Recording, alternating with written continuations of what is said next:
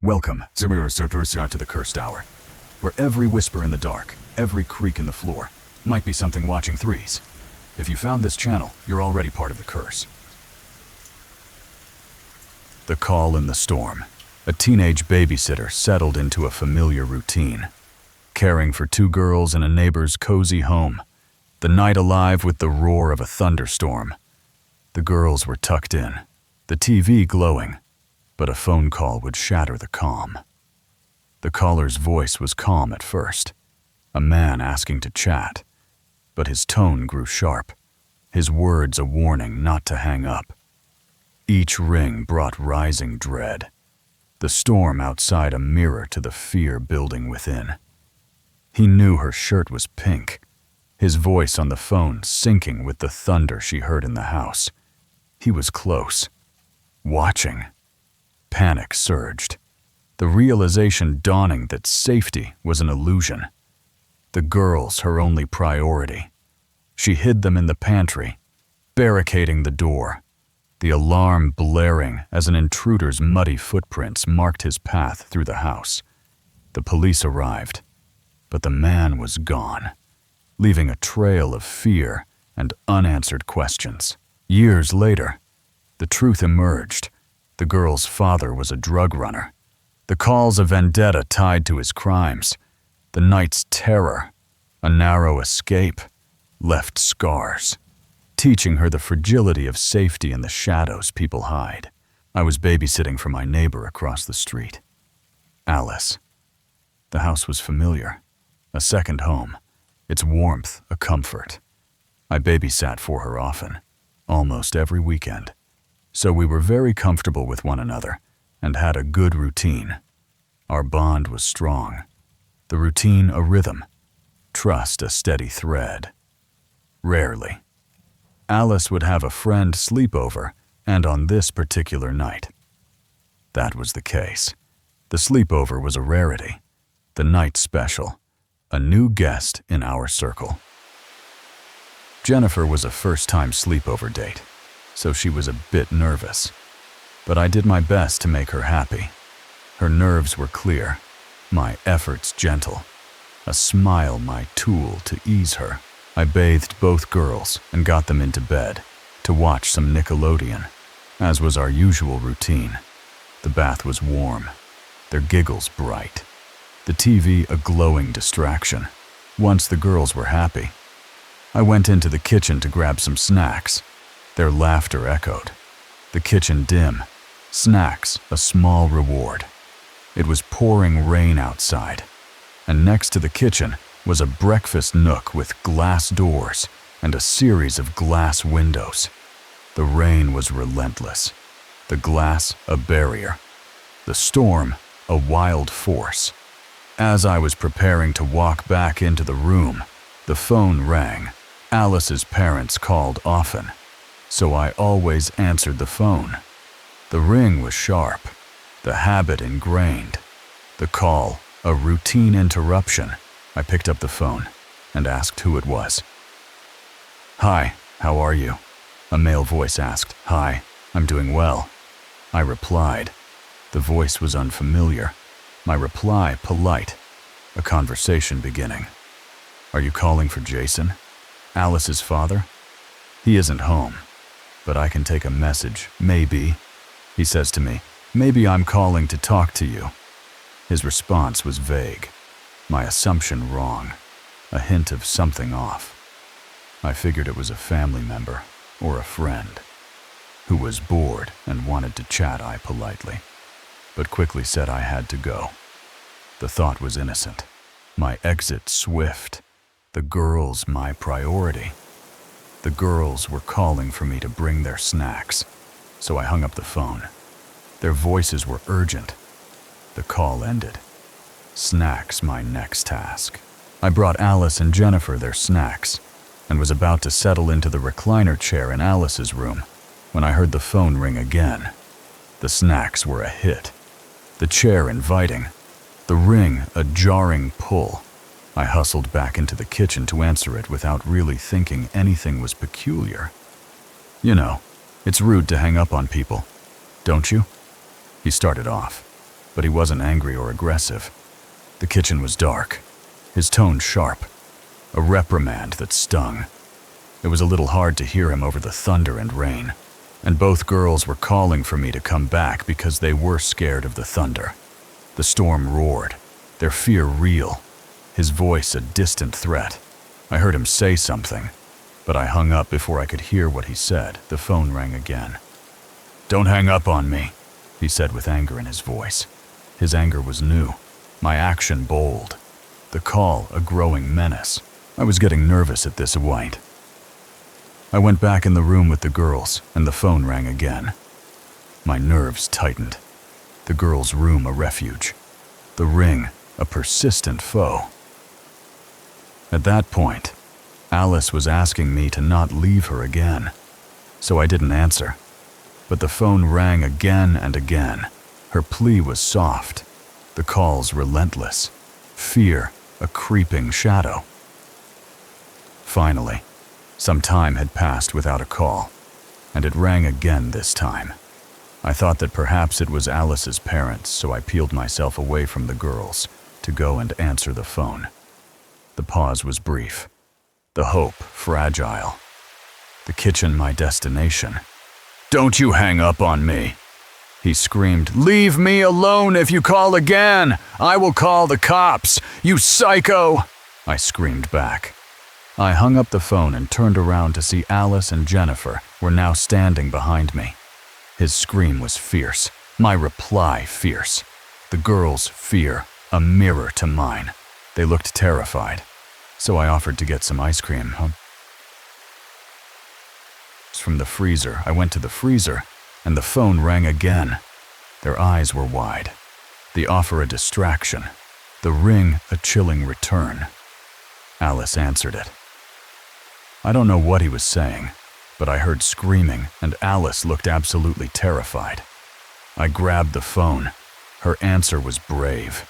The screams a terror. My action a desperate grab. "That's a nice pink shirt you're wearing." I hung up the phone and realized that not only was I wearing a pink shirt, but that during the second phone call I received, there was a clap of thunder that I heard on the phone at the same time I heard it in the house. His words were a shock, the thunder a clue, his proximity a horrifying truth. I hit the light switch in the kitchen as it controlled most of the lights in that area. I grabbed both girls, their barking dog, Alex, and shoved us all into the pantry. The lights went out, the girls in my arms. The pantry our last defense. The pantry door opened inward, so I pushed up against the shelves and shoved a giant bag of rice against the door. I then had my back against the shelf, my feet pushing against the rice to help secure the door. The door was tight, the rice heavy, my strength a barrier, and I had a girl in each arm with my hands over their mouths. I pinned the dog between my legs, and although he constantly barked, he somehow knew to stay quiet at that moment. The girls were still, the dog silent, our survival a shared breath. The alarm started sounding and the phone started ringing. All of us were trembling, but I was determined to not cry in front of the girls. The alarm blared, the phone incessant, my resolve a fragile shield. After what felt like forever, I heard a female voice calling and asking if anyone was in the house. She was in front of the pantry and announced that she was a police officer, that it was safe to come out.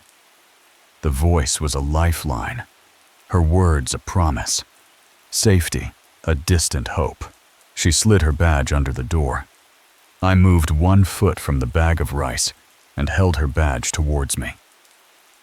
The police had turned the lights on, so I was able to see from the light streaming under the pantry door that this was in fact a badge. The badge was real, the light a comfort, her identity confirmed. I cautiously made my way out of the pantry, shielding the girls behind me. The female officer, Officer Wesley, didn't look alarmed at all, and I quickly realized why. My exit was slow, the girls protected, her calm a strange contrast. "It's scary when the alarms go off," she said. "But next time you need to answer the phone and let the alarm company know everything is okay instead of hiding. Sending officers out to a house isn't a joke." Her words were firm, my confusion deep, the situation misunderstood. "We didn't set off the alarm," I said, stammering, and I started to cry. "We haven't opened any doors." She looked at me with confusion and then said, "Then who made those footprints?" My tears fell, her question a shock. The footprints, a chilling truth, from the back door, the sliding glass door in the kitchen nook to the pantry, and out of the front door were muddy footprints. In front of the pantry was a bunch of prints, as if someone had paced in front of the door for a while. The prints were a trail, their pattern menacing, a sign of a lingered threat. The footprints led out of the front door, which was still open when the police arrived. I was hysterical, and the police called Jason and Janelle, Alice's parents, to come home from the restaurant. The door gaped, my hysteria raw, the parents my next concern. Officer Wesley's partner informed her that the door in the nook had been pried open. I looked out over the pool deck and could see where the trail of footprints had started from the grass and into the house. The door was broken, the prints a path, the grass a starting point. They were mostly dissolved due to the rain, but it was very clear that someone had walked from the side of Alice's house and towards the glass door when the police recounted the night's events. I remember thinking in passing that neither of Alice's parents looked as terrified as I thought they should have. The rain blurred, the path clear, their calm a haunting mystery. The police walked me home and told my parents what happened. My mother and father were both very, very upset. The walk was heavy, my parents' anger fierce, the night a shared trauma. Officers patrolled the neighborhood, but never caught the perpetrator, nor was he ever heard from again. And I never babysat for Alice again. I was too frightened. The patrols were futile. The man a ghost. My role as babysitter ended. Years later, when I was home visiting, I ran into Jason as he was leaving the house on his motorcycle. He stopped to chat with me, and I asked him the one nagging question I had for years. The encounter was chance, his bike loud. My question, a burning need. Now, at that point, Jason and Janelle were divorced. She left him for her dead sister's husband. And I guess that Jason didn't feel that he needed to keep up any pretenses. He told me that he was sent to prison for drug running. The divorce was dark, his confession raw, the truth a heavy weight. He regaled me with a tale of how he was caught in a high-speed chase and bragged about how he was one of the biggest dealers in the area for years, till he was busted. His story was bold, his pride twisted, a past I hadn't known. And then I knew the person he was calling that night was trying to exact some sort of punishment on Jason. Maybe he was a rival dealer, or maybe Jason worked for him and had pissed him off. The realization was stark, the motive clear, a vendetta tied to his crimes. But that's why Jason and Janelle didn't seem as alarmed as they should have by the grace of an alarm system. We were not killed that night. Their calm made sense. The alarm, our savior. Survival, a narrow escape. This haunts me to this day, and I think I helped solidify a healthy understanding of my own mortality, as well as a depravity that may be within others. I'm not overly paranoid, but I'm cautious, and I think rightly so. The memory lingers, the lesson deep. Caution my lasting shield. The shadows at the window. The mansion stood like a castle beside our high school, its windows glinting through the forest's edge. Lisa, Zoe, and I, all 16, treated her sprawling home as our playground, sneaking there during breaks. When I was in high school, I was like 16. I had a friend, Lisa, and a second friend, Zoe. Lisa had like a lot of money, and her huge house was located right next to our high school. Sleepovers were our escape, especially that night with Lisa's sister, Anna. But the dark brought strangers, their lights piercing our refuge, their intent a chilling enigma. This is the story of a sleepover that became a siege, and a fear that still grips me. Lisa's house was a teenager's dream, vast and luxurious. So every time we had a break or anything, the three of us would go there, and we would also have a lot of sleepovers at her house. It was this huge rich people's house, so it was awesome to stay there. We planned a night of scary movies. So one day, we decided to stay the night there. The three of us, plus Lisa's little sister Anna. Their mother was gone for the night. We decided to put on some PJs and watch scary movies for hours. Anna went to bed early, leaving us in the living room. Anna went to bed before us three, and we just stayed in the living room watching TV. The alarm blared, startling us. At one point, the alarm goes on. It happens sometimes, so Lisa just goes to turn it off. And that was it. It rang again, unnerving us. But then like 10 minutes later, the alarm goes on again, and it scares us because it's not supposed to. It was human-triggered, not animals. Technically, the alarm was made to only ring when humans came by, because the house was located in the middle of the forest.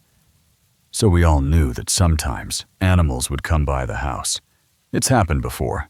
So when the alarm was installed, it was calibrated for humans only, and it was the second time it rang. We were spooked, checking windows.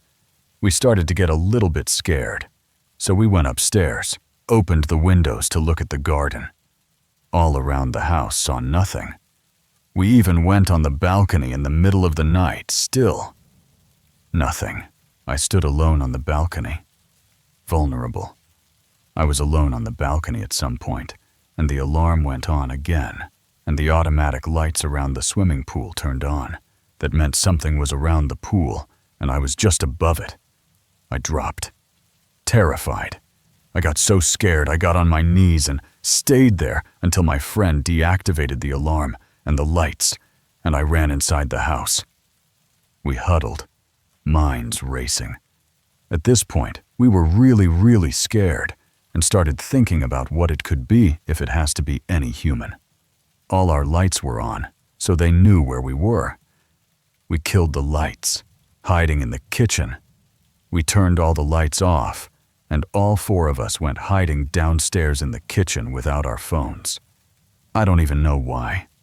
Not even one of us thought about taking at least one phone. The alarm screamed again. So we were there, lights off, scared in this huge house with windows everywhere. We could look, the alarm went berserk again. Anna's cry echoed. Anna screamed, and Lisa took her with her, reassuring her, while walking to shut the alarm off to finally turn it off once and for all. Zoe and I stayed, watching. So I was in the kitchen with Zoe only, and we were just looking all around us. The alarm was upstairs, so the two girls were far from us. Footsteps circled outside. At some point, we heard footsteps right behind us, like right on the other side of the wall in the garden. It was fast. Not scared, just fast, like that person knew where they were going. We froze, shadows moving. So we just froze, waiting in the dark, and jumped when someone, it was obvious, walked by the door and window right in front of us. We think it was. He had a light, but it was another light that allowed us to see a silhouette, so there were at least two running around the house. The blinds betrayed us. Detail. But this door was, like I said, a windowed door, but there were Venetian blinds on it, and they were not closed, of course. The sisters were silent upstairs. We were still not moving, and the girls upstairs were so scared. that they stayed there. At least it's what they told us. Voices murmured, then a blinding beam. Suddenly, one voice, then a second one. I was unable to understand anything, but I heard it, and Zoe and I were blinded by a sudden light right at our faces. We were paralyzed, watched. We were literally not able to move, scream, talk, or do anything. Nothing we could have done was possible. We were just frozen in fear. The light stayed there. Someone was seeing us through the blinds. Somebody was watching us, being scared, and was just staying there. A bang shook the front door. Suddenly, we heard a hard sound on the front door, which was closed, so we didn't move at all. I snapped, securing the back. But I don't know what took me. It just woke me up, and I crawled to the door in front of me. The back door closed the blinds and just held the door in place in case the guy on the other side tried to force it open. Honestly, I'm small and thin. My little body was probably useless here, but I did it anyway. They attacked both doors. The one at the front door was still trying to enter. It's always still not moving. The two girls upstairs, doing I don't know what. And the one just a glass window away from me started hitting it, trying to force it open. It was closed, but I just grabbed the handle and hung there for a while. It was just hitting and trying to open the door. It felt endless. All this lasted hours in my head, but I believe it was only a few seconds. The assault stopped. Lights vanished. At one point, the hits of the front door stopped. Few seconds later, the one in front of me stopped as well. Then the lights just moved fast. Everywhere. The alarm did nothing. We collapsed. Shaken. Zoe and I just slumped in the kitchen, and the two sisters upstairs. Nothing happened at all. It was over. Morning brought answers, and scolding. The next day, Lisa's and Anna's mom came back home, and we told her everything got a bit yelled at because we didn't call the cops. I took it wrong at the time, but I understand now why she got upset. Police found evidence. She called the cops who went to see the house and discovered footprints all around it. Some muddy footprints and marks on the front door. They said they must have kicked the door. And that was it, told us. It must have been some guys who were just doing some reconnaissance, when they just walk around the houses to see how to rob them. It was common in this area. There were a lot of really big and beautiful houses filled with expensive things. Their aggression baffled me. The only thing I will never be able to explain is why they started being so aggressive originally. They were just walking around the house, but I think that if they were trying to see something, or just look things up, they would have left. When they realized we were inside, or at least left when that guy saw us in the kitchen, well, they didn't. The moment they saw us in the kitchen, they didn't see the two sisters. They started being aggressive and trying to force the doors to enter the house where we were. I couldn't return. I don't know if they really wanted to rob the house. I will never, and honestly, I don't want to know. I didn't spend any more nights at this house. I was so scared that they would come back again that I couldn't sleep there. Lisa didn't understand. Lisa was a bit mad, like she didn't understand. But from what she told Zoe and me, she didn't see them. She just stayed upstairs with her sister. I understand it, but I wasn't able to stand the fact that she couldn't understand how scared I was as well. The mansion's windows still haunt me, their blinds forever open to the night. Whispers over the fence. The backyard was our sanctuary. A wild sprawl of sun-bleached grass and the shimmering promise of our above-ground pool. Its water glinting like a secret only we knew. My sister, Lily, and I ruled that space, our laughter bouncing off the towering privacy fence that circled our tiny house. The shack, as we called it. A humble refuge Mom scraped together after the divorce. I was 8, small and scrappy, with a habit of clambering up the fence's wooden planks to spy on the neighbors. The two boys kitty-corner to us, Tim and Joey, were my schoolmates. Their backyard a mirror of ours but messier, strewn with bike parts and forgotten toys. I'd perch there, elbows digging into the rough wood, trading silly jokes and stories. The splinters a small price for connection. Lily, 12 and already carrying the weight of being the big sister, would sometimes join me, her voice softer, her eyes sharper. And then there was Randy, their uncle, always hovering near, a lanky man in his 20s or 30s, with a smile that lingered too long, like a shadow that didn't match the sun. Randy was part of the scenery at first, a background hum in our daily fence-side chats. He'd rake leaves or tinker with a lawnmower, tossing us casual questions about school or the pool. His voice was smooth, almost too friendly. But to my kid brain, he was just another grown-up, harmless as the summer breeze. Lily, though, watched him differently, her fingers tightening on the fence when he leaned closer. I didn't notice the way his eyes flicked over us, cataloging details, the way our deck creaked, the pool's flimsy ladder, the fact that our house sat quiet at night. One afternoon, a basketball arced over the fence, thudding into our yard. "I'll get it," I chirped. But Randy was already vaulting over, landing with a cat-like grace that made my stomach twist, though I didn't know why. He grabbed the ball, flashed that grin, and was gone, the fence barely swaying behind him. Lily's face was stone as she pulled me down, muttering, "Don't tell him anything about Mom's work." I nodded, confused, the warning sinking into me like a stone in the pool's depths. It was a careless slip, a moment of trust that unraveled everything. Lily, in a rare moment of openness, mentioned Mom's night shifts while we leaned over the fence, Randy nodding sympathetically. I saw nothing wrong, but her words were a key, and he was already turning it. That night, the world shifted. I woke to Lily's choked sobs, the kind that claw at your chest. Our bunk bed groaned as I scrambled up, the bottom bunk spring squeaking under my weight. She stood against the wall, phone pressed to her ear, her face pale as moonlight. "What's wrong?" I whispered, my voice small in the dark. "Go back to sleep," she said, her eyes wide, pleading.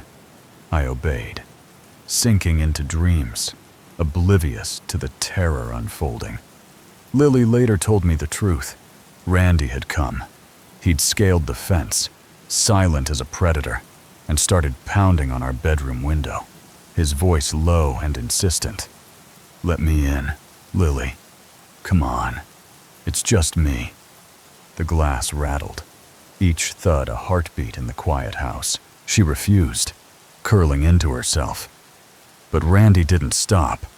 He circled the house like a wolf, banging on every window, testing the doors, his demands growing louder, angrier. The sliding glass door shuddered under his fists, the vertical blinds swaying like ghosts.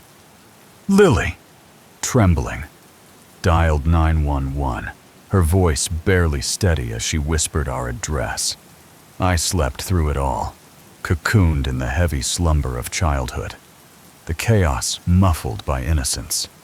By the time the police arrived, their red-blue lights painting our walls, Randy was gone, vanished over the fence in seconds.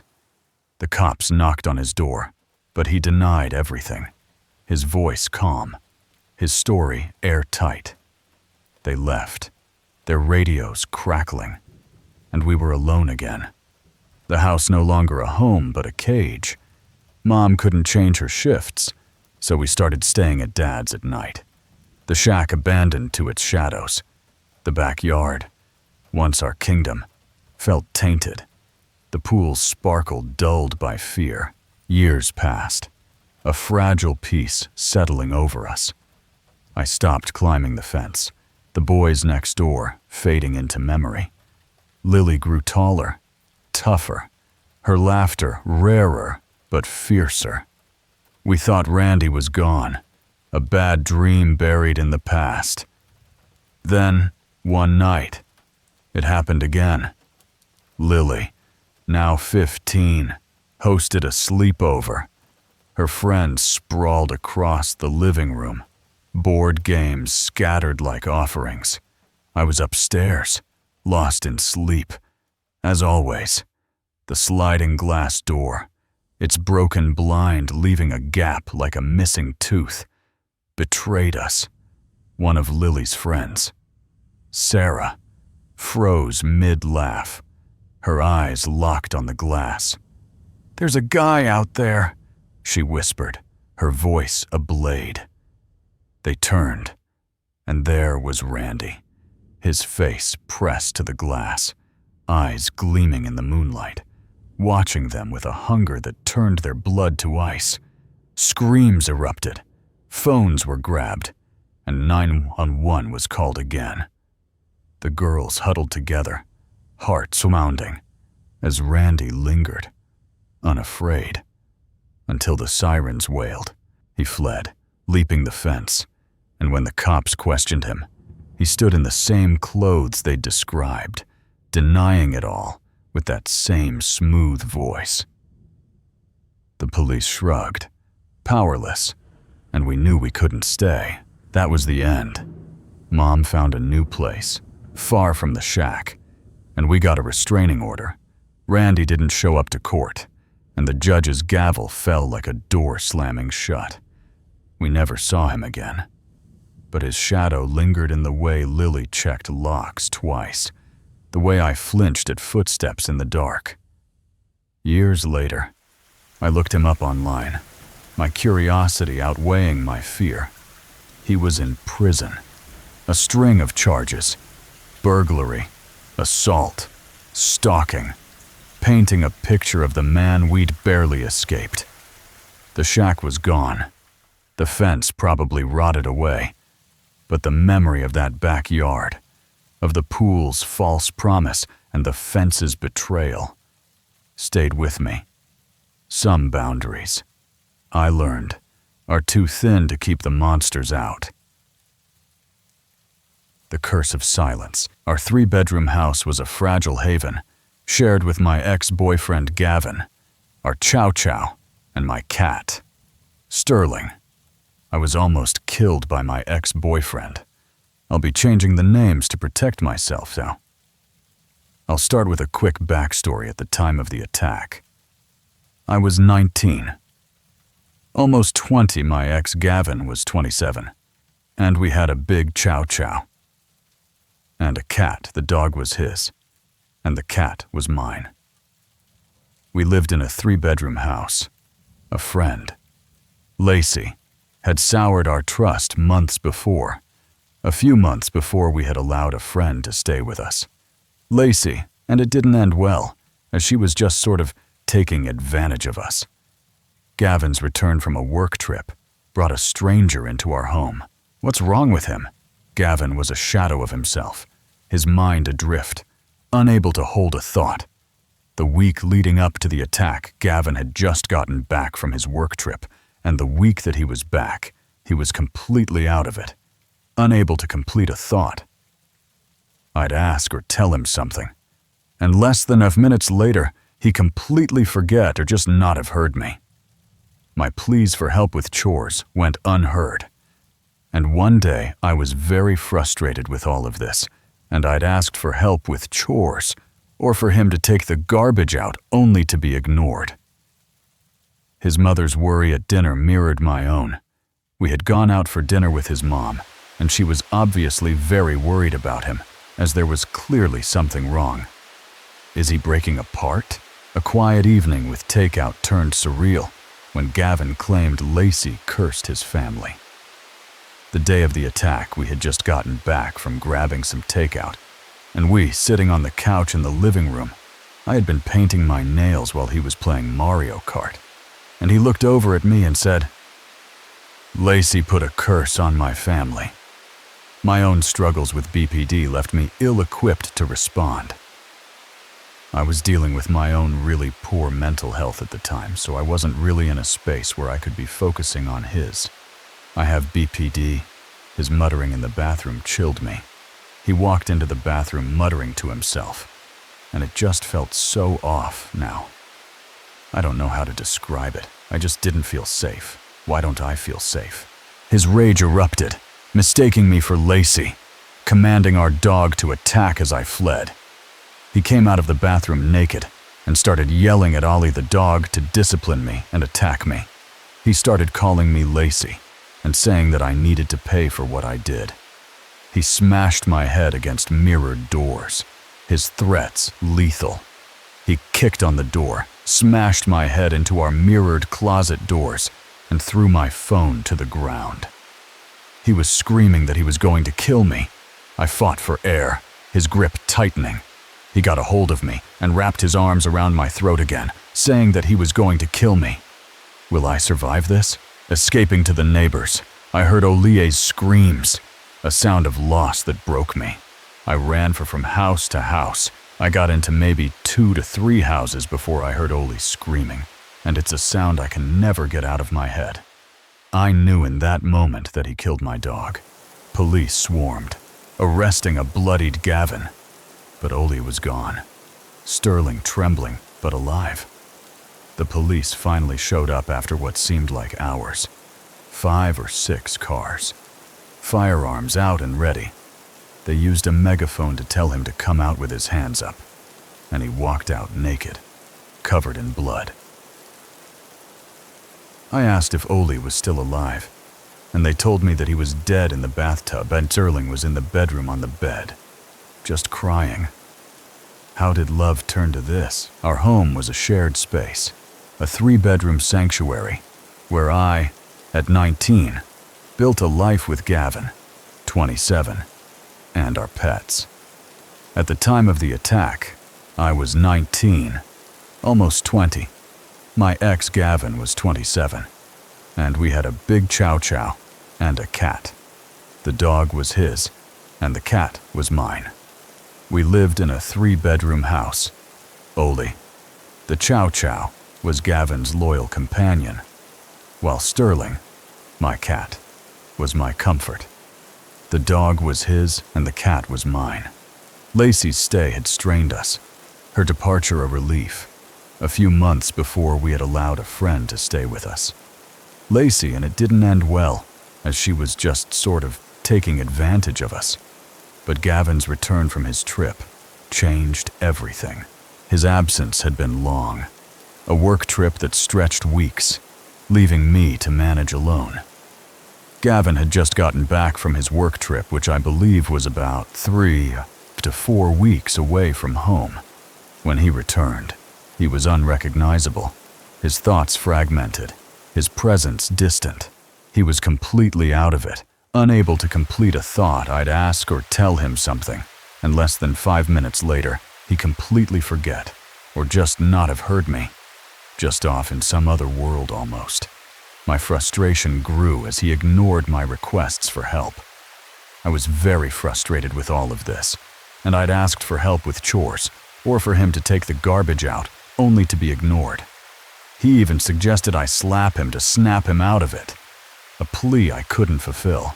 Dinner with his mother was a warning, her concern palpable as she saw his unraveling. We had gone out for dinner with his mom, and she was obviously very worried about him, as there was clearly something wrong. His diagnosed OCD seemed inadequate to explain his state. At the time, the only mental disorder that he had or was aware of was OCD, though I am now even more convinced that it's not what he had, by any means. I sensed something deeper, a fracture beyond what we knew, as there was clearly something wrong. My own BPD made it hard to navigate his decline. I was dealing with my own really poor mental health at the time I have BPD. That evening, takeout and Mario Kart, were a fleeting normalcy, until Gavin's delusion surfaced. We had just gotten back from grabbing some takeout, and we, sitting on the couch in the living room, I had been painting my nails while he was playing Mario Kart, and he looked over at me and said, "Lacey put a curse on my family." His words, accusing Lacey of a curse, were a red flag, but I was too drained to engage. I wasn't really in a space where I could be focusing on his. I suggested a cold shower, a tactic that had worked before. I suggested that he hop in a cold shower, as it had helped him earlier in the week to reset a bit. His muttering as he left was a chill I couldn't shake. He walked into the bathroom muttering to himself, and it just felt so off now. I don't know how to describe it, I just didn't feel safe. I reached for his mother, hoping her presence could ground him. I walked over and asked if I could call his mom for a bit, maybe invite her over for supper, kind of beating around the bush that I wanted her to come help him. His outburst, naked and raging, was a descent into madness. He came out of the bathroom naked and started yelling that all he needed was me. He started yelling at Ollie the dog to discipline me and attack me.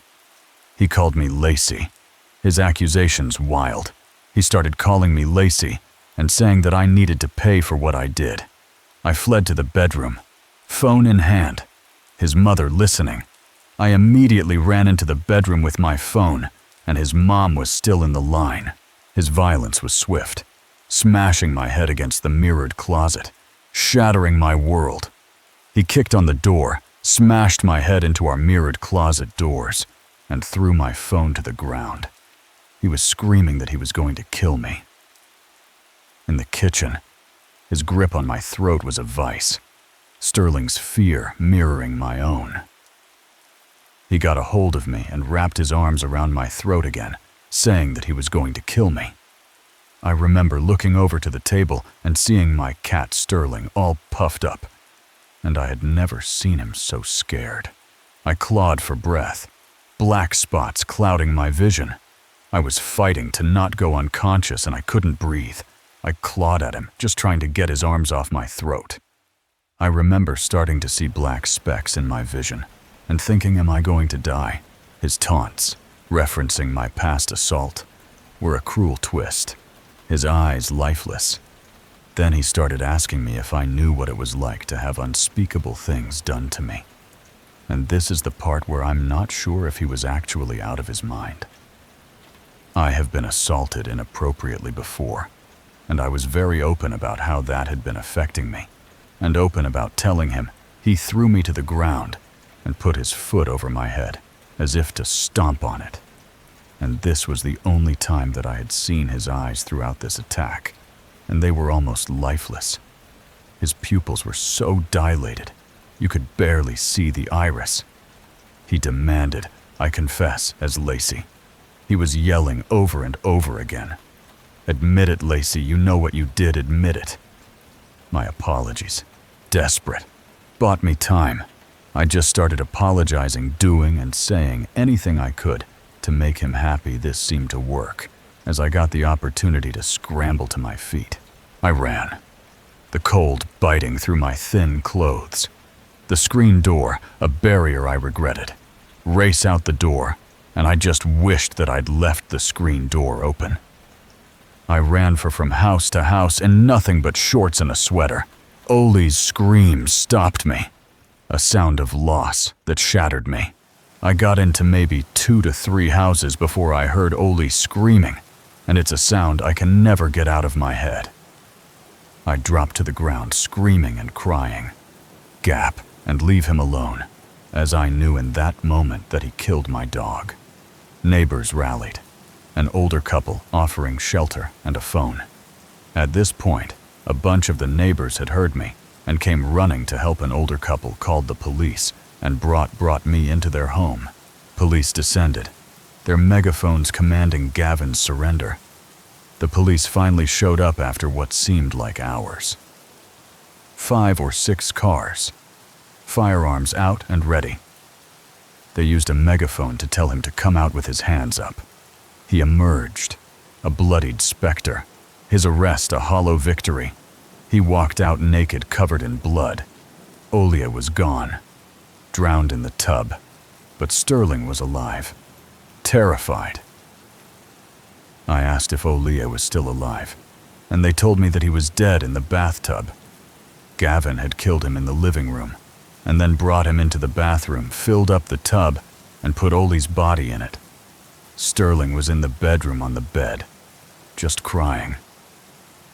I retrieved him, the house a crime scene. I scooped him up. Gavin's mother arrived, her grief echoing mine. As I was walking out of the house, Gavin's mom had just gotten out of her car. She asked me where Ollie was, and all I could say was Gavin killed him, and she just dropped to the ground and started bawling. Sterling and I fled to my mother's, the court case a prolonged agony. Sterling and I were on a plane to my mom's. The court case took over 2 years. Gavin's light sentence, 10 months of house arrest, was a betrayal. He only got 10 months of house arrest for all of this. His continued blame haunts me, a wound that festers. To this day, he still tries to contact me, blaming me for not getting him help earlier. And I think the worst part is that I do partly blame myself. The aftermath is a scar, the house's warmth replaced by blood and fear. The guns he'd loaded, the bat he used on Olia. These truths cut deep. I later found out Gavin had loaded our guns. An officer mentioned a baseball bat. I carry guilt, wondering if I could have saved him. Saved Olia. Could I have stopped this? Sterling remains my anchor, but Gavin's shadow lingers. A reminder that love can turn lethal when silence hides the truth. Stranded in the desert night, lost in the haze of a drunken night, I stumbled through the empty streets of Tempe, Arizona, the neon glow of Mill Avenue's bars fading into the distance. The desert air was cool, biting at my skin, and the stars above seemed to mock my disorientation. My phone was dead. My sense of direction was worse, and I had no idea how far I'd wandered from my friends.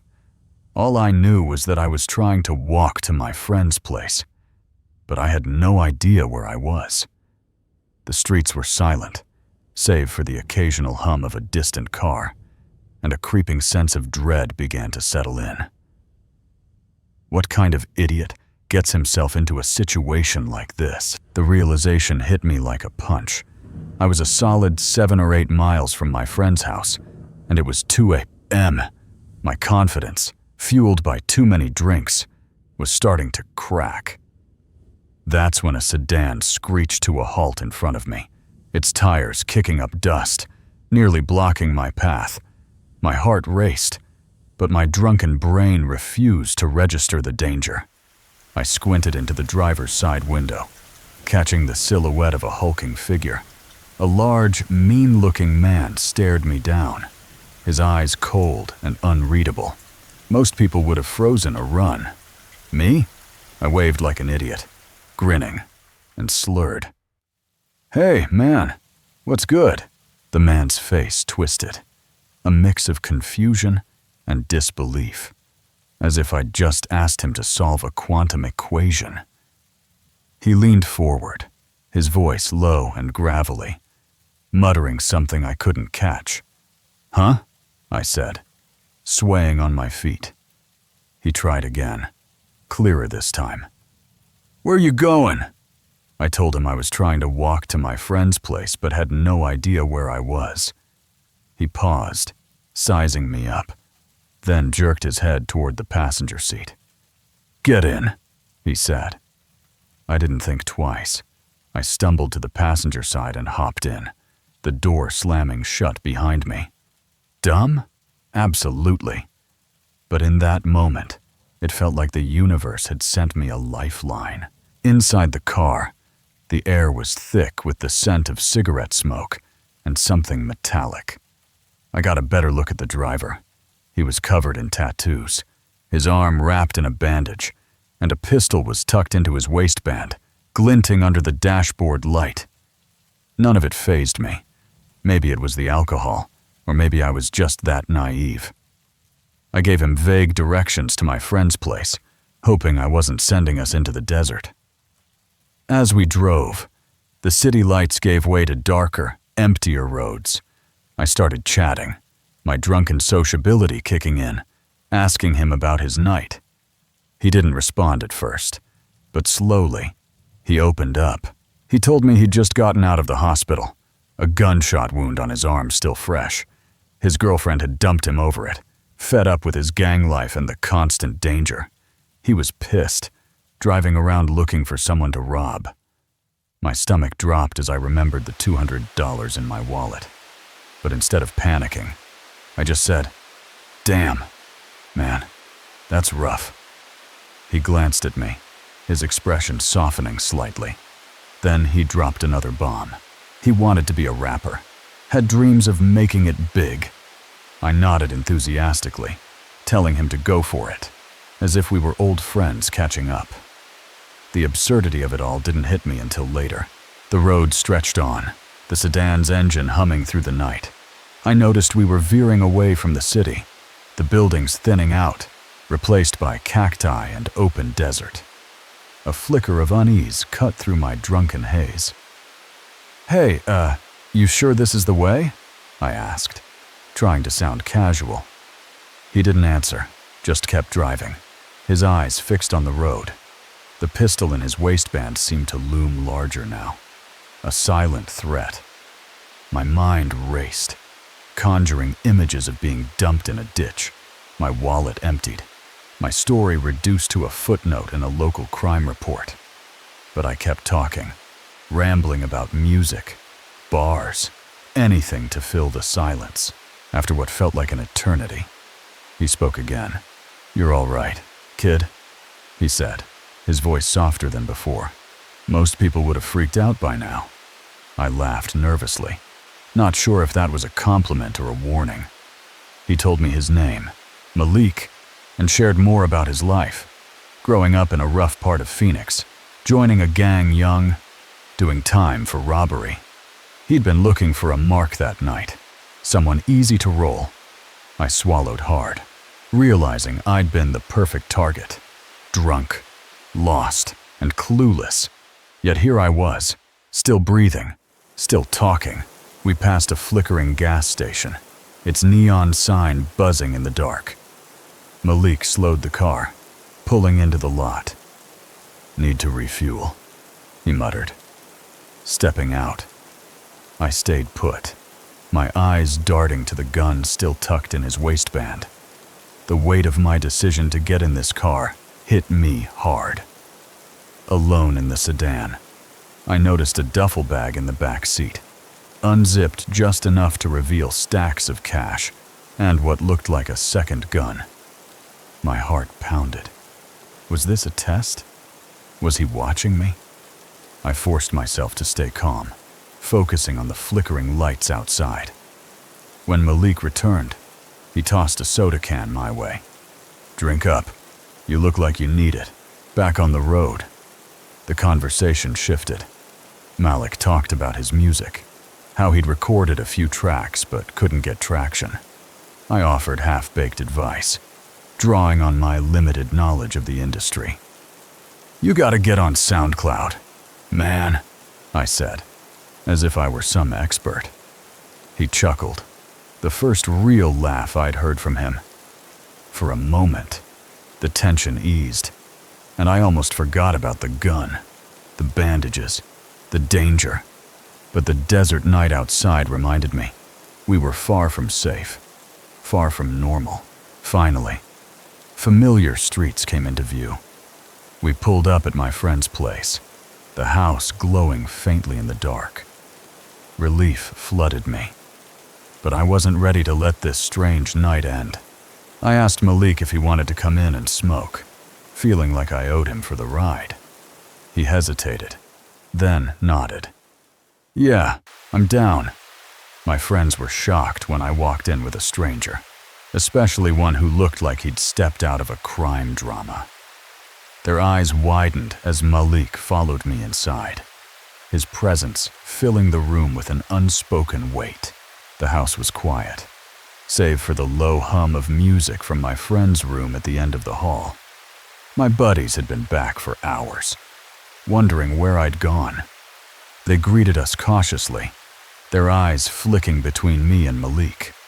I tried to play it cool, introducing him as my new friend. But the tension was palpable. Malik had brought his gun inside, and as we reached the room, he pulled it from his waistband and set it on the safe in my friend's closet, right in front of everyone. The room went silent. It was an odd move, like he was showing he meant no harm, but it still sent a chill through us. My friend Jake, ever the peacemaker, broke the ice. "Yo, you smoke?" he asked, holding up a blunt. Malik nodded, and soon we were all passing it around, the air thick with haze and uneasy camaraderie.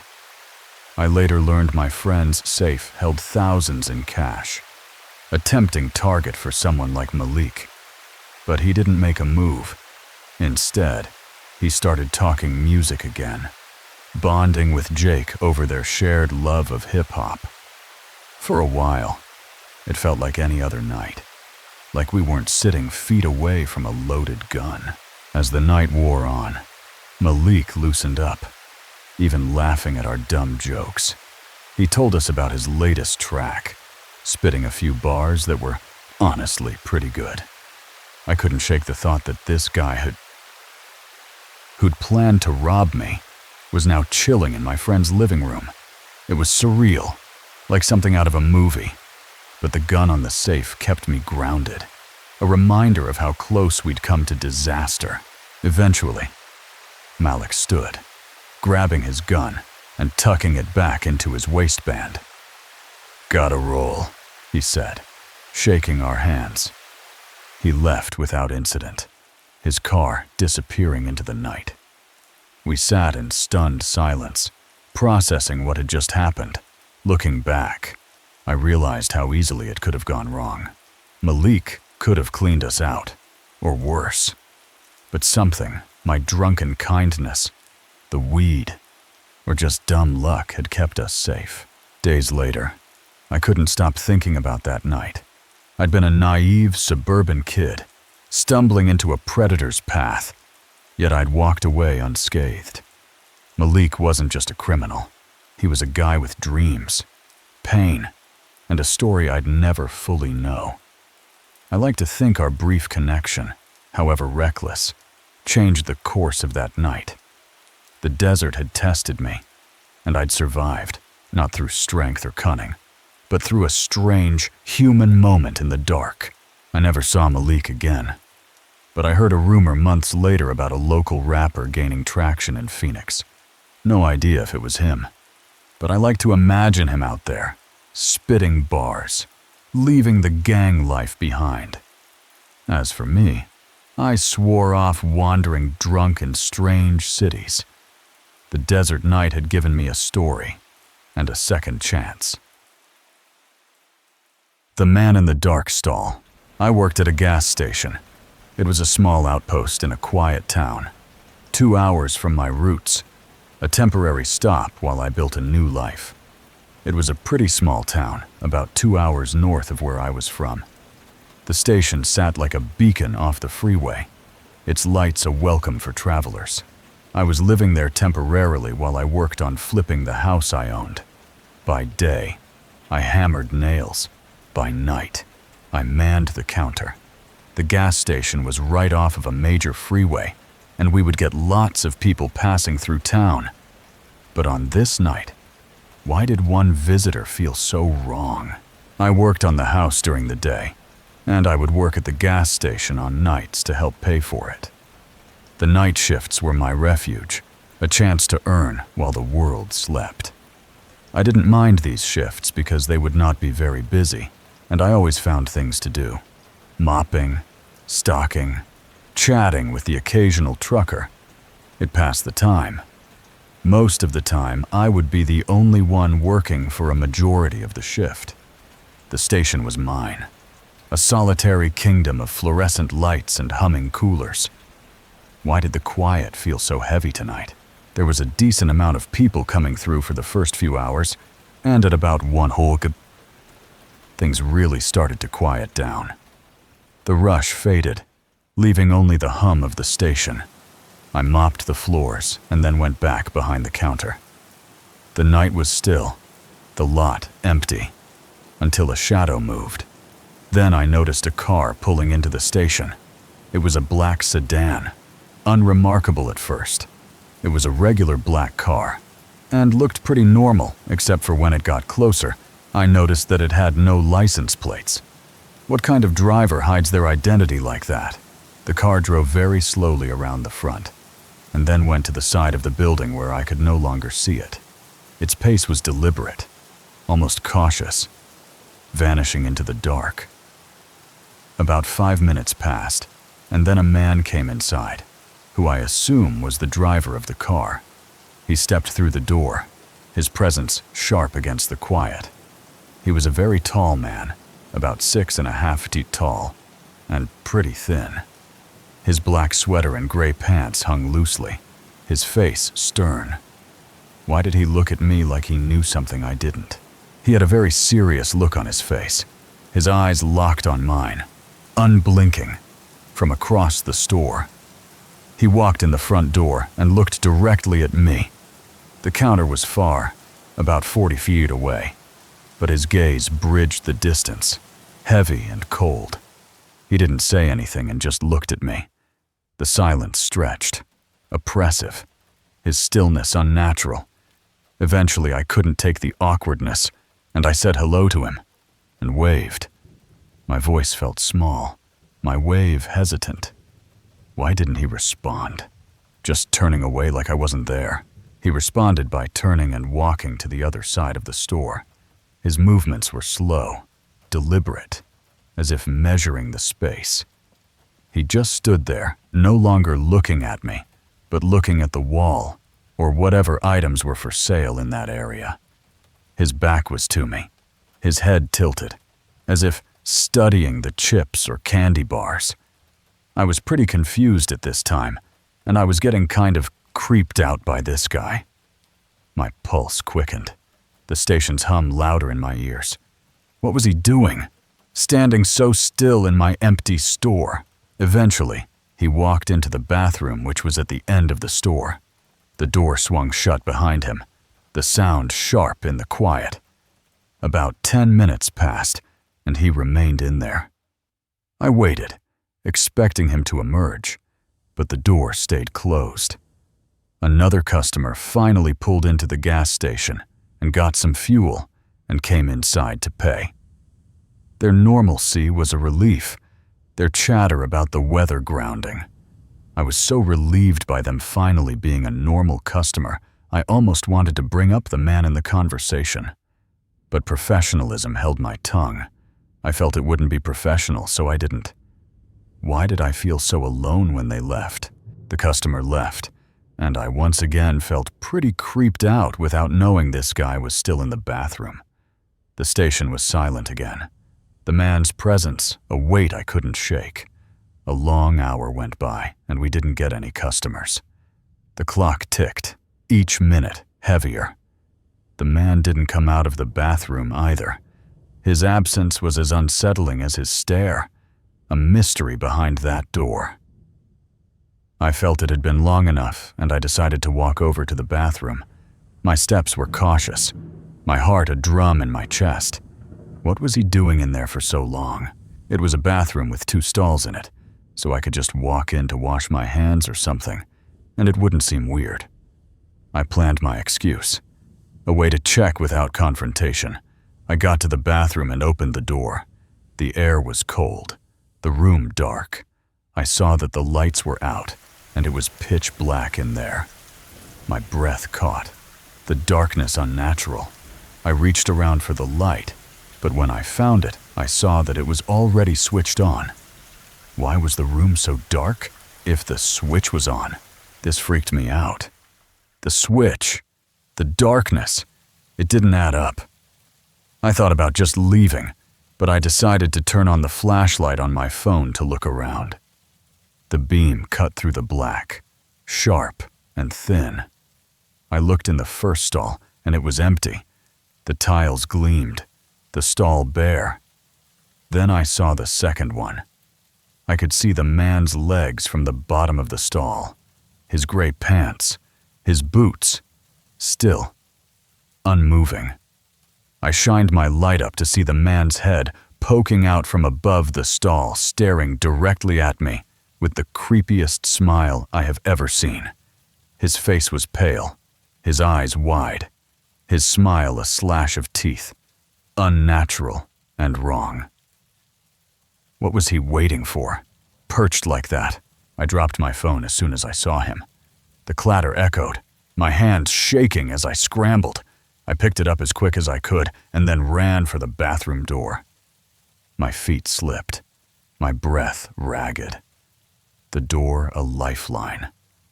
I got out there, and the man did not come out and follow me. The silence behind me was worse, a void where his steps should have been.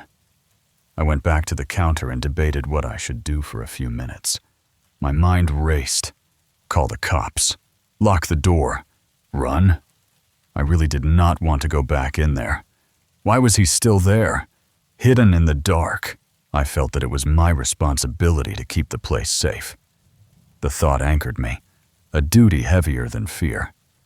As much as I didn't want to, I decided to go back and tell the man he would have to leave. I steeled myself, my voice practiced in my head. I walked back to the bathroom and opened the door. The darkness greeted me again, colder now. I shouted to the man that he needed to leave, but there was no response. The silence was thick, mocking. I can't say that I was surprised. I decided to just put an out-of-order sign on the door because of him and the light not working. It was a compromise, a way to keep customers safe without facing him again. Several hours went by, and I only got a few customers. Each jingle of the bell made me jump, expecting him, but he stayed hidden. Amazingly, the man never left the bathroom. The door remained closed, a barrier I didn't dare cross. The night dragged, the station a cage, his presence a shadow I couldn't escape. What was he waiting for? Locked in that dark stall. Finally, my coworker Devin came in, and we worked together for the final hour of my shift. His arrival was a relief, his easy laugh a shield. I felt much safer, and I told him what had happened. Devin listened, his face serious, his jokes gone. We decided to go into the bathroom together to see what the man was still doing in there. We armed ourselves with flashlights, our steps unified. We walked in with our flashlight shining, but when we got inside, we saw that both stalls were empty. The bathroom was bare, the air cold. No trace of him, not a trace of the man at all. I have no idea how the man was able to leave without me seeing him. The station was small, the door my only view. He couldn't have slipped past. Thinking about it still freaks me out. Had he climbed out a window, hidden somewhere else?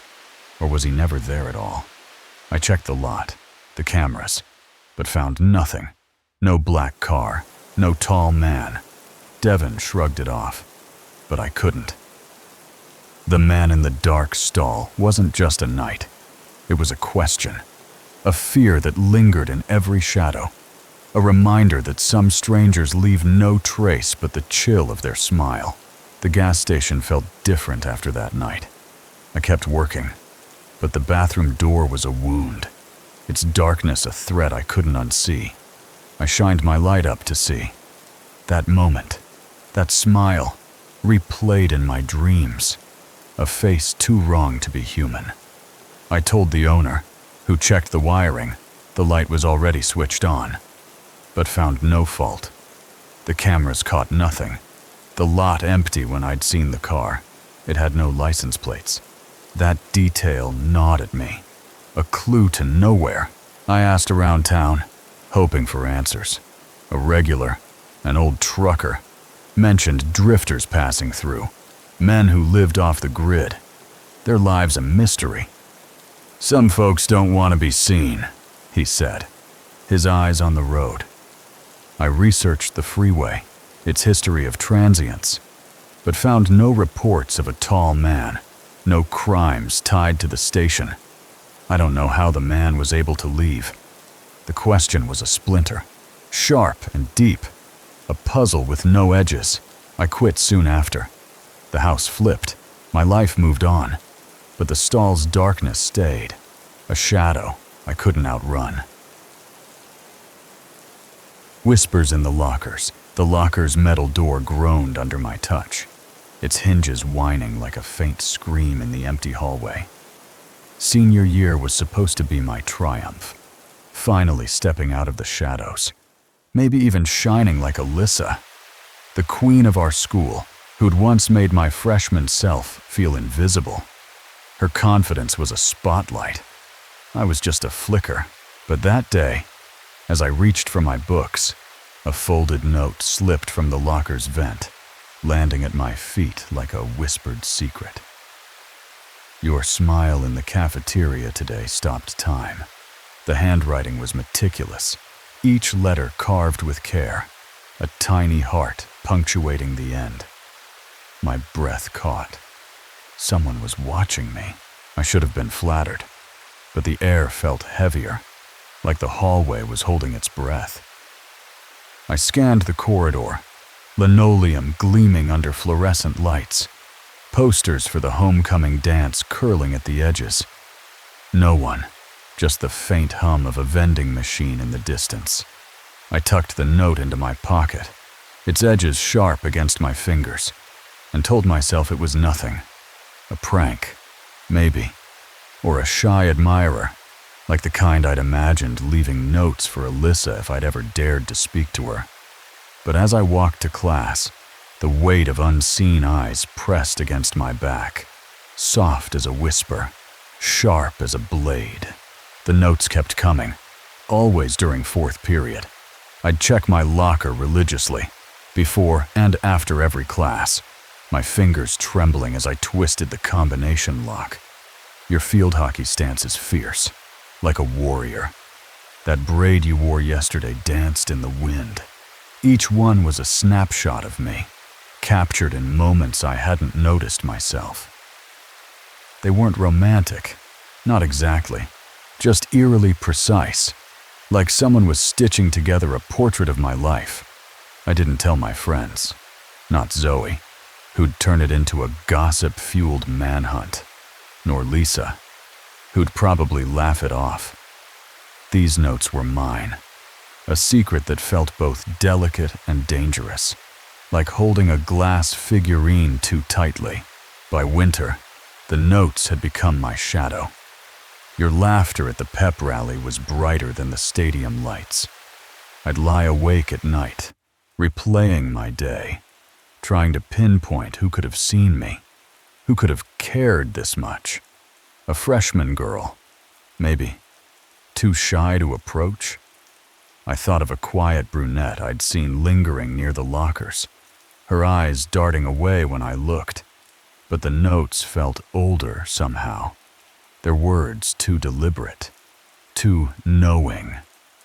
I started noticing things, my locker's vent slightly bent, as if someone had pried at it, a faint scratch on the door that hadn't been there before. Once, I swore I smelled stale coffee and cleaning fluid near my locker, but the hallway was empty when I turned. Second semester brought a schedule change. My last class moved upstairs, near Zoe's locker, and we swapped for convenience. I forgot about the notes, or tried to, until my 18th birthday. Zoe handed me a folded paper that morning, her grin faltering. "Found this in your old locker," she said. "Happy birthday, princess. You're a vision today." My stomach twisted. The note wasn't for Zoe, her birthday was in June. I admitted the truth. The notes had been coming all year, a quiet current running beneath my senior year. Zoe's eyes lit up, and before I could stop her, our friend group turned into a pack of amateur detectives. Lisa stationed herself by the lockers during fourth period, pretending to tie her shoes, her phone ready to snap a photo. It didn't take long. Lisa came back pale, her voice low. "It's not a student," she whispered. "It's the janitor, the older woman. You know her, the one with the gray braid." My mind reeled. I'd seen her before, pushing her cart through the halls, her eyes always down, her presence as unremarkable as the walls. But now I remembered things. Her cart lingering near the field hockey field during practice, her shadow passing the bleachers at my last game. She'd been there, always there, watching. The notes weren't from a shy underclassman or a secret crush. They were from her, someone who'd studied me, memorized me, for months. The realization was a slow poison. I saw her the next day, mopping the cafeteria floor, her movements methodical, her face unreadable. Our eyes met for a split second, and I swear her lips twitched, like she knew I knew. My friends wanted to confront her, but I stopped them. She hadn't done anything wrong, not technically. The notes were kind, never threatening, but they weren't kind anymore. They were fingerprints, proof of someone peeling back my life layer by layer. I started taking the long way to class, avoiding my old locker. At night, I'd check my social media, wondering how she'd seen my posts. My privacy settings were locked, weren't they? The final note came at graduation. I hadn't checked my old locker in weeks, but Zoe, ever curious, did. She handed it to me under the bleachers, her face tight. "You'll always be my star, even when you leave." No heart this time, just her handwriting, steady and sure. I burned the note that night in Lisa's backyard, the flames curling the paper into ash. But as I watched it dissolve, I felt her eyes again, not in the fire, not in the dark, but somewhere deeper, where secrets linger. I graduated, moved on, but some part of me still checks over my shoulder, waiting for the next note to fall. The stranger in the cold wind. A late shift at a gas station turned chilling in the dead of winter, the air biting with a frigid wind, snow swirling outside. The worker, alone in the quiet shop, felt the weight of the empty night, unaware of the danger approaching. A man entered without a car, his presence startling, claiming he needed shelter while waiting for a ride. He lingered by the door, his silence heavy. The absence of a vehicle, a mystery in the icy storm. An hour passed, his wait stretching into suspicion, his refusal to use the phone a red flag. The worker tidied shelves, her unease growing. The man's stillness a quiet threat in the desolate station. Headlights pierced the night, a car pulling up, the man's dull eyes locking onto her as he stepped outside. Their whispered conversation sparked fear, a plan forming, and she locked the door, her instincts screaming danger. The men tried to force their way in, but fled when she called the police, their intentions unknown. They were never caught, leaving her with a lingering dread, a night that taught her the peril of trusting strangers. I used to work at a gas station. The station was small, its lights dim, a familiar post in a quiet town. It gets insanely cold this month. The chill was brutal, the air sharp, winter a relentless foe. I was working a later shift this night, not a full overnight shift. The shift was late, the hours long, the night a lonely stretch. It was snowing a bit, though it was really windy out, and even just being outside for a few minutes was painful. The snow swirled, the wind howled, the cold a piercing ache. Only a handful of customers even came through, A man came inside the store. It startled me because I didn't hear his car pull in. The night was slow, his entrance sudden, a jolt in the stillness. The man didn't go any further into the shop, though he just stood by the door. His position was odd, his stillness eerie, the door his chosen spot. I greeted him, and he smiled and nodded, then stood there and looked out the glass door. My greeting was warm, his response minimal, his gaze fixed outside. My eyes shifted to the outside as well, and I noticed there weren't any cars. He must have walked here. The lot was empty, his arrival a mystery. The snow, a harsh barrier. "How are you doing tonight, sir?" I said, striking up a casual conversation. He looked at me and said he was fine, and that he was just taking shelter inside while he waited for his ride to get here. My words were light, his reply brief, his excuse a thin cover. I said it was all good, and that he could stay as long as he needed. My offer was kind, his stay accepted, the station a temporary refuge. I still didn't fully understand his situation, but it was whatever. I made myself busy stocking some of the shelves and tidying up the place. The confusion lingered, my tasks a distraction, the shelves a needed focus. But time went by, and the man was still standing there waiting. I asked if he wanted to use the phone to call or something, but he said no, and just kept waiting. The wait stretched, his refusal odd, suspicion a growing whisper. It was really bad outside, but waiting this long was strange. Even him just walking here was strange. Like, where did he even come from? I went back around the counter and stood there. The weather was harsh, his wait unnatural, his origins a haunting question. I didn't know what else to say to him. I waited, spacing out and occasionally checking my phone. The silence was heavy, my phone a distraction, words a lost cause. When the guy suddenly stood up a little straighter and looked at me, his eyes were dull, instantly sending a chill through me. His movement was sudden, his gaze cold. Fear, a sudden spark. I was going to ask if everything was okay, but a light glared through the window a car was pulling in. They came right up to the spot near the door and parked. Nobody got out, though. The headlights were bright, the car too close, its stillness a quiet threat. I looked back at the man. He was still staring at me, but then he opened the door and walked out into the snow and up to the car. His stare lingered, his exit swift, the snow a biting veil. The driver rolled the window down, and instead of him getting in, they talked for a minute. The window lowered, their words hidden, a conversation that felt wrong.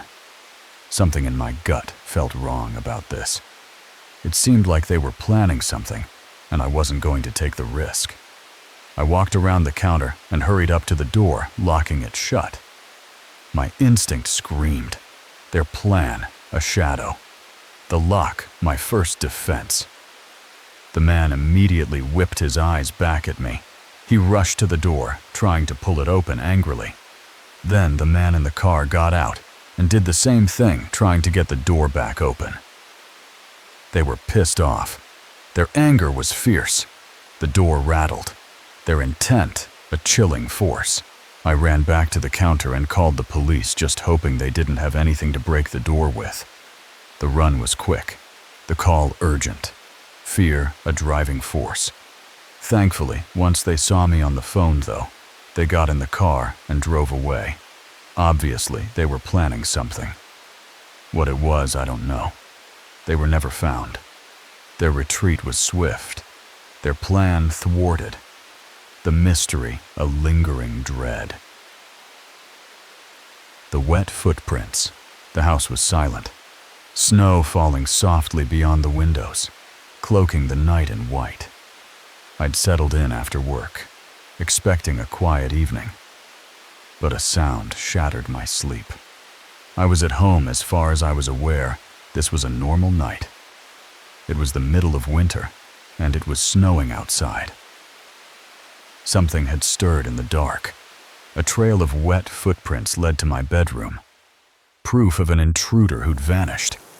This is the story of a night my home betrayed me, and a presence I'll never unfeel. Dinner done. I'd drifted to sleep, the cold outside forgotten. I'd gotten home from work, made dinner, and went to bed.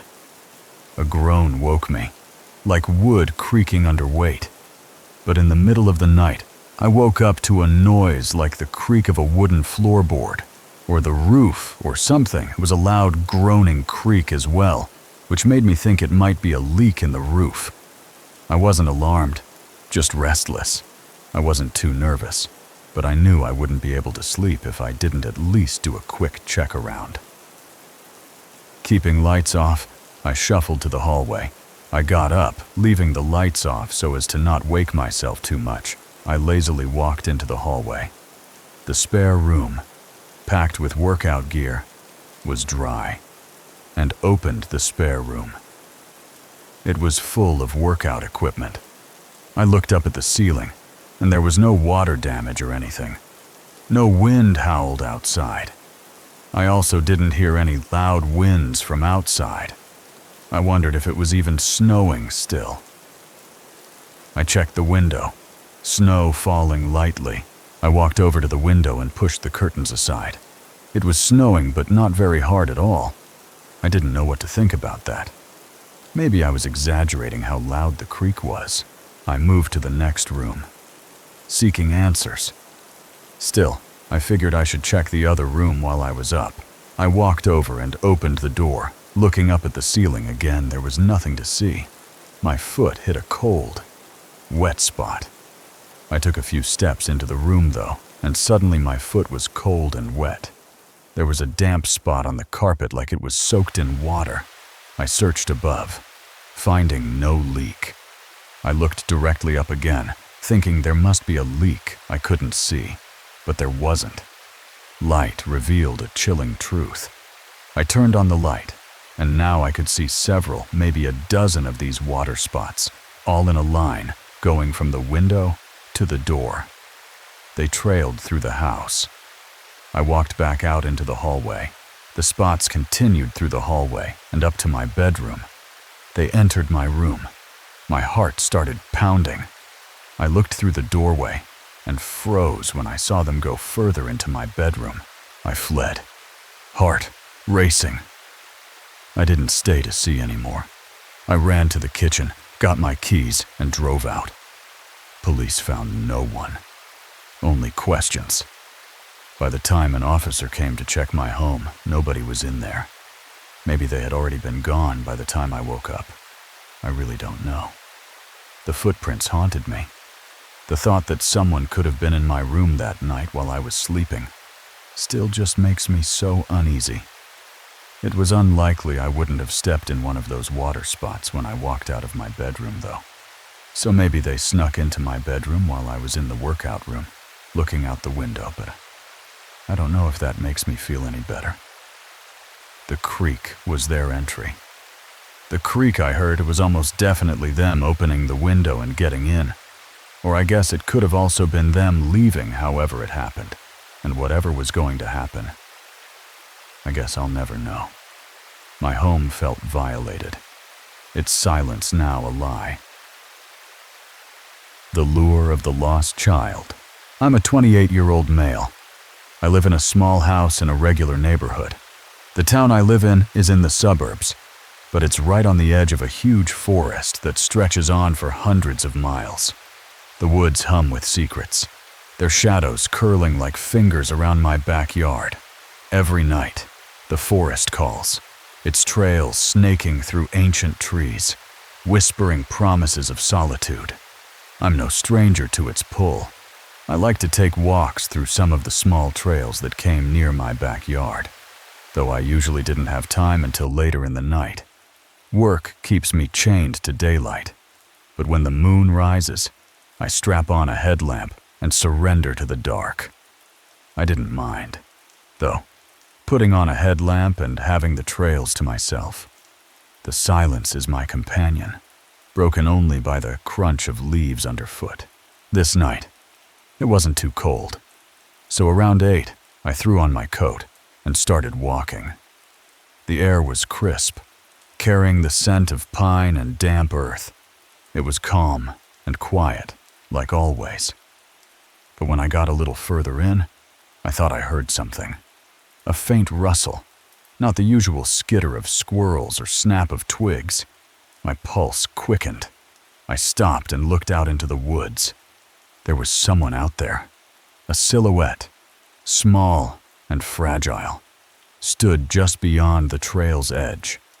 He looked like a kid. It was way too dark, and they were too far for me to tell much. But they were probably 8 to 10 years old, and they were alone. My heart lurched. What was a child doing out here, swallowed by the night? Now, even though I took this trail a lot, I'd never gone out past it. Like, it was just uncharted forest. I'd probably get lost in minutes. The forest beyond was a labyrinth, its paths dissolving into chaos. Yet this kid stood there, motionless, a beacon in the void. So I was concerned for this kid. "Are you okay? The way back is down this trail over here." My voice echoed, unanswered. The kid didn't move. I edged closer, my headlamp carving a shaky beam through the dark. I took a few steps into the woods and called out to them again. Still nothing. I wasn't sure what else to do. Go out and help them or go back and call someone. My instincts screamed to act, to save this lost soul. I thought if I left, the chances of someone finding them later would only be worse. I started walking, continually asking them to follow me out, but the kid only began to back up, not fleeing, not scared, just retreating, as if they were leading me further into the forest. I didn't see it then, my mind too fixed on rescue. In the moment, I was oblivious to it, though I was just so dead set on trying to help this kid. The trees closed in, their branches clawing at the sky. I followed them for a couple of minutes, getting pretty deep into the unknown areas of the forest. The trail was gone, my world reduced to the child's fleeting shape. When the kid suddenly walked behind something, there was a structure, a shed, its wood warped and gray, squatted in a clearing. It looked like a small shed, very old and worn. But what was it doing here in the middle of the forest? The air grew heavy, the forest holding its breath. I thought the kid must have gone in there, but before I could check, I heard footsteps. They were deliberate, heavy, definitely a larger person. My blood froze, my stomach dropped, and I instantly felt like this was some sort of trap. The shed loomed, its door a black maw. I shut off my light and fled back the way I came. Branches tore at my coat as I stumbled through the dark. I got on the trail and ran home, then called 911. My voice shook as I told them about the child, the shed, the footsteps. They said they had no reports of missing children, but an officer came by and ended up walking back out with me. The forest was silent now, the shed empty. I took him to where the shed was, but at the time, nobody was there. Weeks passed, the incident a splinter in my mind. This was stagnant for a while, and I assumed nothing else of it. But the forest wasn't done with me. A few weeks later, the city went back to tear the shed down since it wasn't supposed to be built on public forest lands. Whispers spread through the town, and I guess during that, they found something. Not just debris, but evidence. Apparently something there linked to some sort of kidnapping. The details were locked away. It's not very clear how or what it was that they found. They never fully released all the info on it. It was kept private.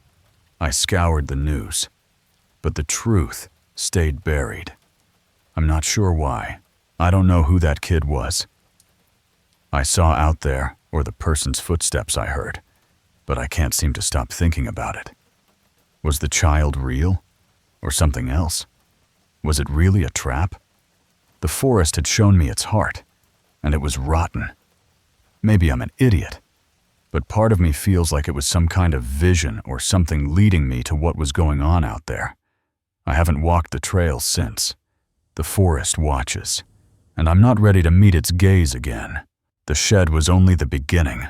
I couldn't shake the feeling that the forest was alive, its roots tangled with secrets older than the town itself.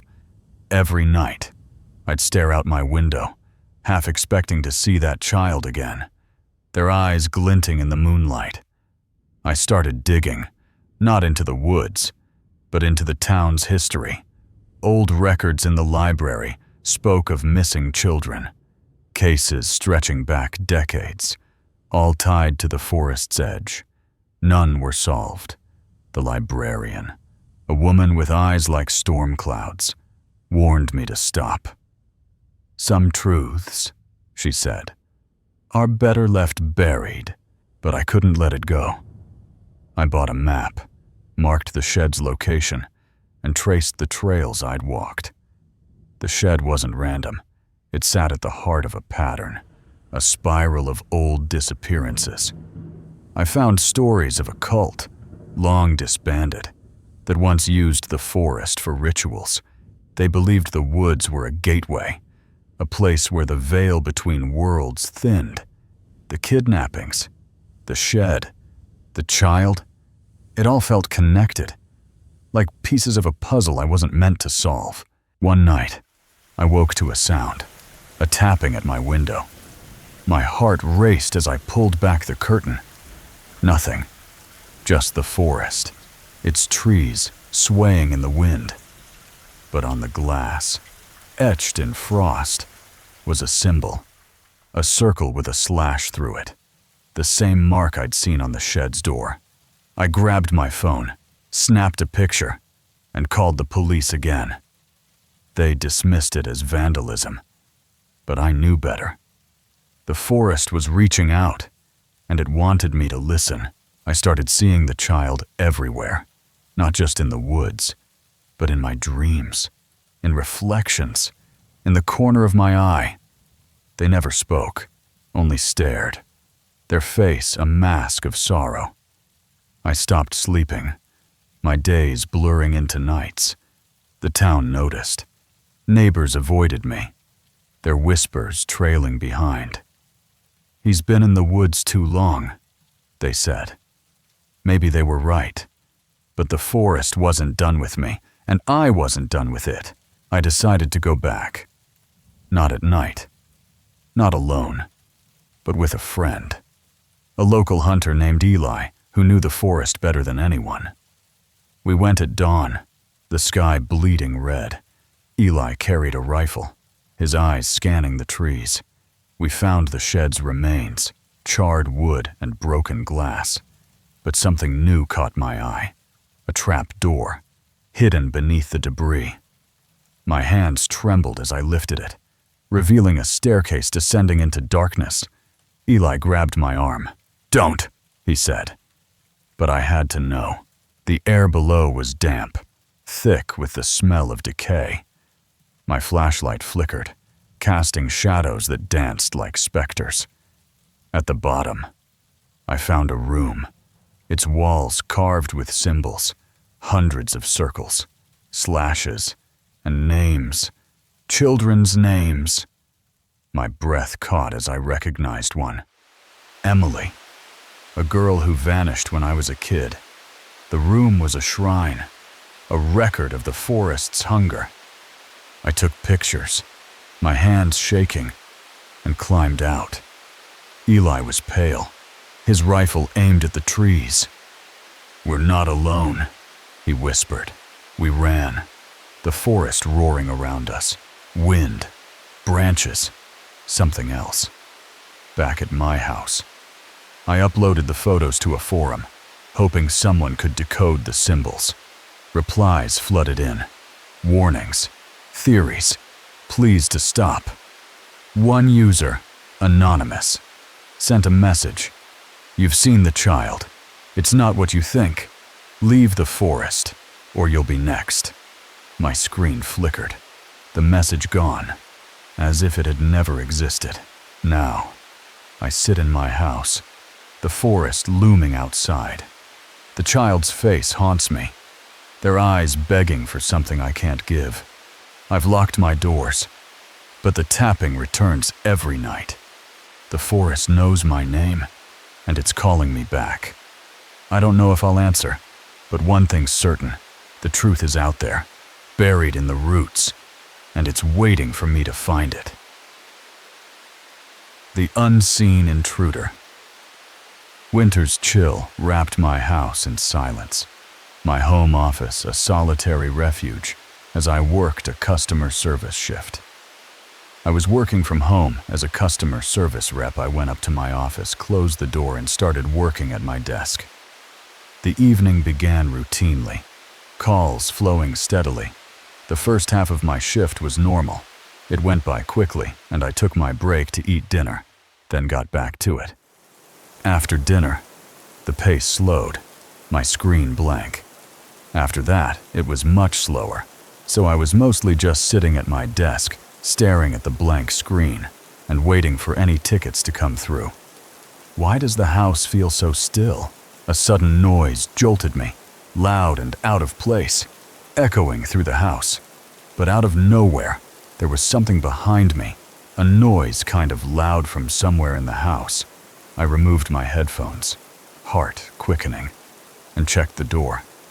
I took my headphones off and looked at the door, then walked over and opened it to listen for it again.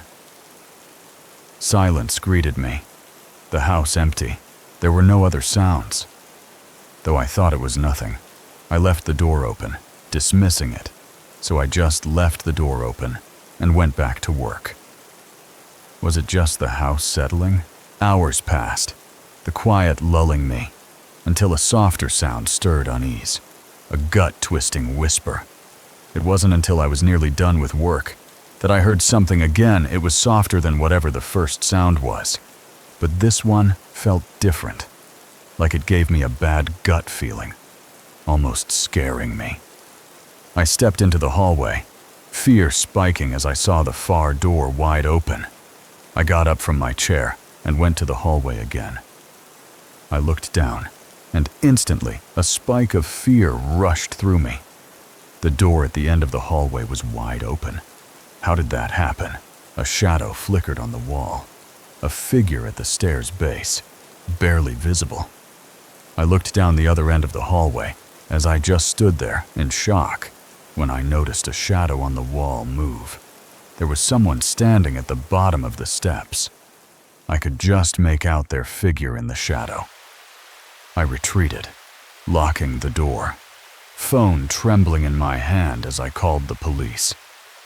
I backed up into the room and locked the door, getting my phone and calling the police. I was breathing heavily and absolutely terrified. Are they coming closer?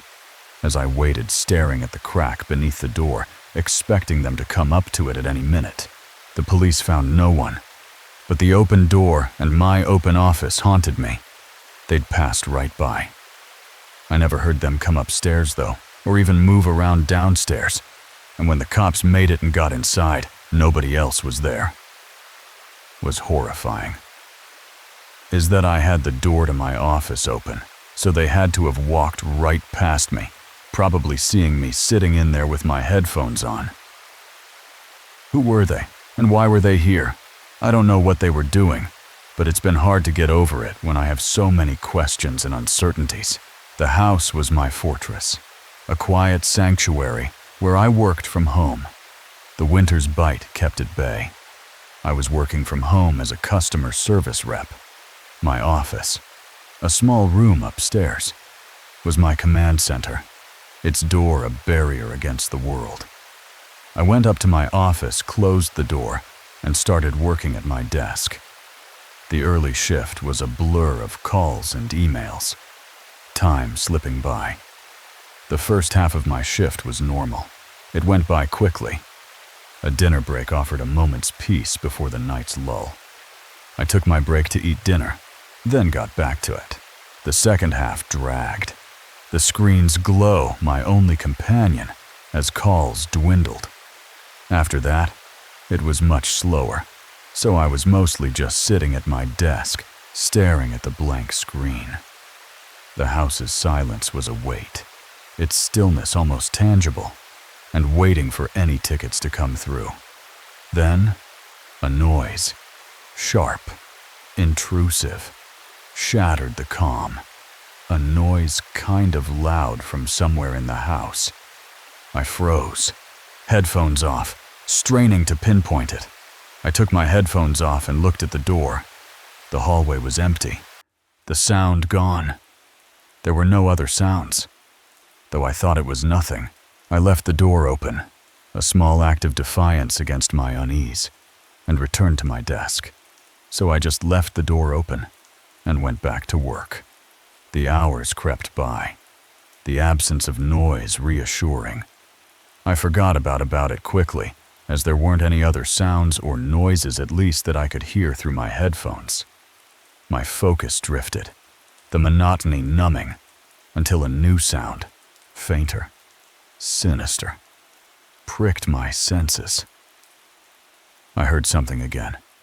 It was softer than whatever the first sound was, but this one felt different, like it gave me a bad gut feeling, almost scaring me. It wasn't just noise. It was a warning. The hallway loomed as I stepped out, my breath catching at the sight of the open door at its end. I got up from my chair and went to the hallway again. I looked down, and instantly a spike of fear rushed through me. The door at the end of the hallway was wide open. It should have been locked. Its breach impossible. How was that even possible? A shadow's movement froze me, a figure's outline at the stairs. When I noticed a shadow on the wall move, there was someone standing at the bottom of the steps. I could just make out their figure in the shadow. My heart pounded. The house no longer mine. I retreated. The locks click, my only defense. My phone a lifeline as I dialed the police. I backed up into the room and locked the door, getting my phone and calling the police. I was breathing heavily and absolutely terrified. The crack beneath the door was a portal, every second a wait for footsteps. As I waited, staring at the crack beneath the door, expecting them to come up to it at any minute, the silence was worse. A void where danger hid. I never heard them come upstairs, though, or even move around downstairs. The police's arrival brought no answers, only absence. When the cops made it and got inside, nobody else was there. The realization was a gut punch. They'd walked past my open door, unseen, as I worked, was horrifying. Is that I had the door to my office open, so they had to have walked right past me, probably seeing me sitting in there with my headphones on. Their purpose, their entry, remained a mystery, a riddle that gnawed at me. We have no idea how they got in or why they did. I don't know what they were doing, but it's been hard to get over it when I have so many questions and uncertainties. The house, once a haven, was now a place of shadows. Its safety a lie I couldn't unlearn. Work from home became a trial. Each shift a test of nerve. The office door always locked. The winter's darkness outside mirrored the unease within. Every creak a potential return. Were they watching me still? The intruder's shadow lingered, a silent threat that reshaped my world, leaving me to wonder what they'd seen, what they'd wanted, and why they'd chosen my home. Trespassers in the forgotten ranch. The thrill of sneaking into abandoned places was our addiction, a rush we chased as reckless teenagers. We'd roam the countryside, prying into forgotten buildings, marveling at the decay left behind by time. One day, my friend Noah told me he'd found an abandoned ranch just outside town. It was perfect, isolated, crumbling, and begging to be explored. Noah, I, and another guy I'll call Tony planned to head there after dark to avoid being spotted. The idea sent a jolt of excitement through me, but something about this place felt different, heavier, like the air itself was warning us to stay away. Tony was the wild card, always smashing windows, spraying graffiti, or kicking down doors in the ruins we visited. We never minded much. The places were usually trashed anyway. As dusk fell, we drove to the ranch, parking a few hundred feet away to keep my car out of sight. The night was moonless, the stars swallowed by clouds, and a chill settled over the fields. We faced a 7-foot fence encircling the property, but Tony had brought wire cutters. He snipped a hole where the fence was hidden by dense forest, and we squeezed through, stepping into a world that felt frozen in time. The first thing we saw was a decaying house, looming 70 to 80 feet from our entry point. Its silhouette was jagged against the night, with broken windows on the upper floor, glinting like empty eyes. Next to it stood a small wooden barn, ancient and sagging, as if it had been there for 200 years. The barn's warped boards seemed to whisper secrets, but the house was worse. Vines snaked through its interior, choking the walls, and every ground floor window was boarded up tight. The front door was nailed shut, a barrier that screamed, "Keep out!" Noah motioned us to the side, where a low window, unboarded, led to what looked like a basement. My stomach twisted, but the thrill pushed me forward. Tony grabbed a rock and smashed the window, the glass shattering with a sound that echoed in the silence. He crawled through without hesitation, disappearing into the dark. Noah and I exchanged uneasy glances but followed, slipping into the house. The air inside was suffocating. A stench hit us immediately, a mix of rotting flesh and spoiled milk, so thick it made my eyes water. The basement was pitch black, save for a faint sliver of moonlight from the broken window. Every step we took felt like trespassing on something sacred, or cursed. I couldn't shake the feeling that we weren't alone. We found a staircase leading up, each step creaking under our weight, loud enough to wake the dead. The stairs spat us out into a living room, where shadows clung to every corner. A tattered sofa sat in the center, propped on stilts, next to a staircase leading to the second floor.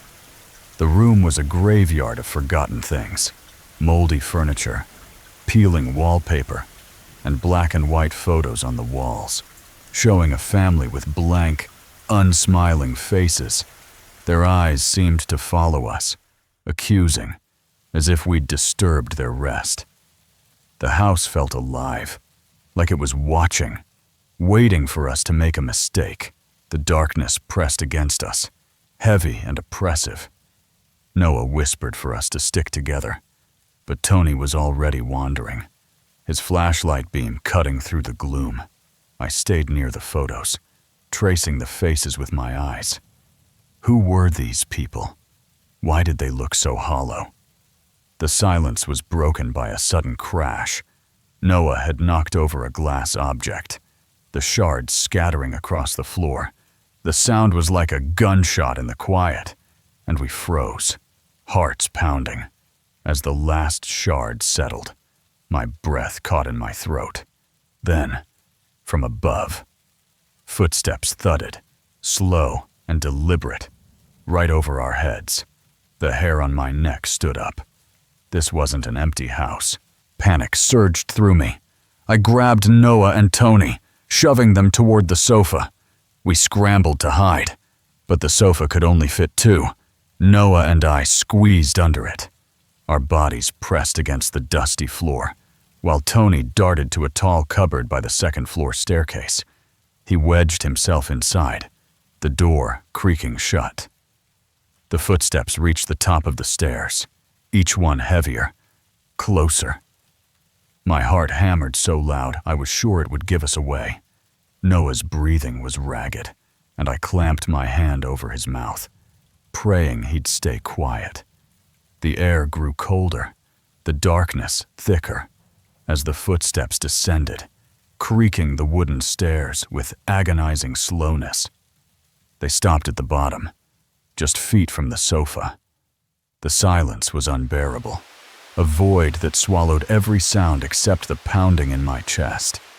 I could feel Noah trembling beside me, his eyes wide with terror.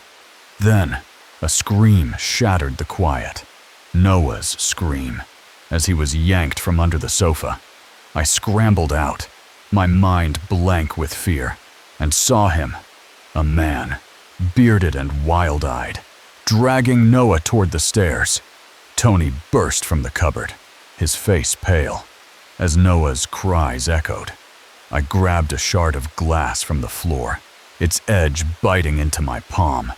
I ran up the stairs, stabbing the man's arm, his scream of pain mixing with Noah's. He released Noah, and we bolted back to the basement. The only way out. The basement was a trap. The window was too high, the walls slick with moisture. We shoved Noah up first, his hands scrabbling for the ledge. Tony and I pushed him through. Then, I helped Tony climb. Footsteps thundered down the basement stairs behind me, water splashing as the man charged. I leaped for the window, grabbing Tony's hand, screaming for him to pull. My feet slipped on the wet wall, and a hand clamped around my ankle, yanking me back. Pure terror flooded me. I kicked wildly, my heel smashing into the man's face. He let go, and I clawed my way out, tumbling into the grass outside. We didn't look back, sprinting for the fence, the night swallowing our footsteps. The forest seemed to close in as we ran, branches clawing at our clothes. We reached the hole in the fence, diving through it, and raced to my car. My hands shook as I fumbled the keys, the engine roaring to life. As we sped away, I glanced back at the house. In an upstairs window, a figure stood, motionless, watching us disappear into the night. The image burned into my mind, a silent promise that we'd crossed a line we could never uncross. We didn't speak the whole drive back, the weight of what happened crushing us. 6 years later, we've never returned, but the questions haunt us. Who was that man? And what did he want? Back home, we tried to make sense of it. The ranch wasn't just abandoned, it was guarded, claimed by someone who didn't want intruders. I started digging, scouring old records online. The ranch had belonged to a family in the 1940s, but they'd vanished after a fire gutted part of the house. No one knew why they left or where they went. Locals whispered about a drifter who'd taken up residence years later, a man with a violent past who chased off anyone who came too close. Was that who we'd met? The photos, those empty faces, felt like a warning we'd ignored. Weeks after, I drove past the ranch's edge, too scared to stop. The fence was patched, the forest thicker, as if the place was swallowing itself. Noah refused to talk about it, his eyes distant whenever I brought it up. Tony, usually so reckless, stopped exploring altogether. The ranch had changed us, marked us. I started noticing things, shadows in my peripheral vision, creaks in my house at night. It was like the ranch had followed me home, its darkness clinging to my skin. Years later, I heard a story from a guy at a bar. He'd been hunting near the ranch and found bones in the woods, too weathered to identify. Animal, he thought. But the way he said it made my skin crawl.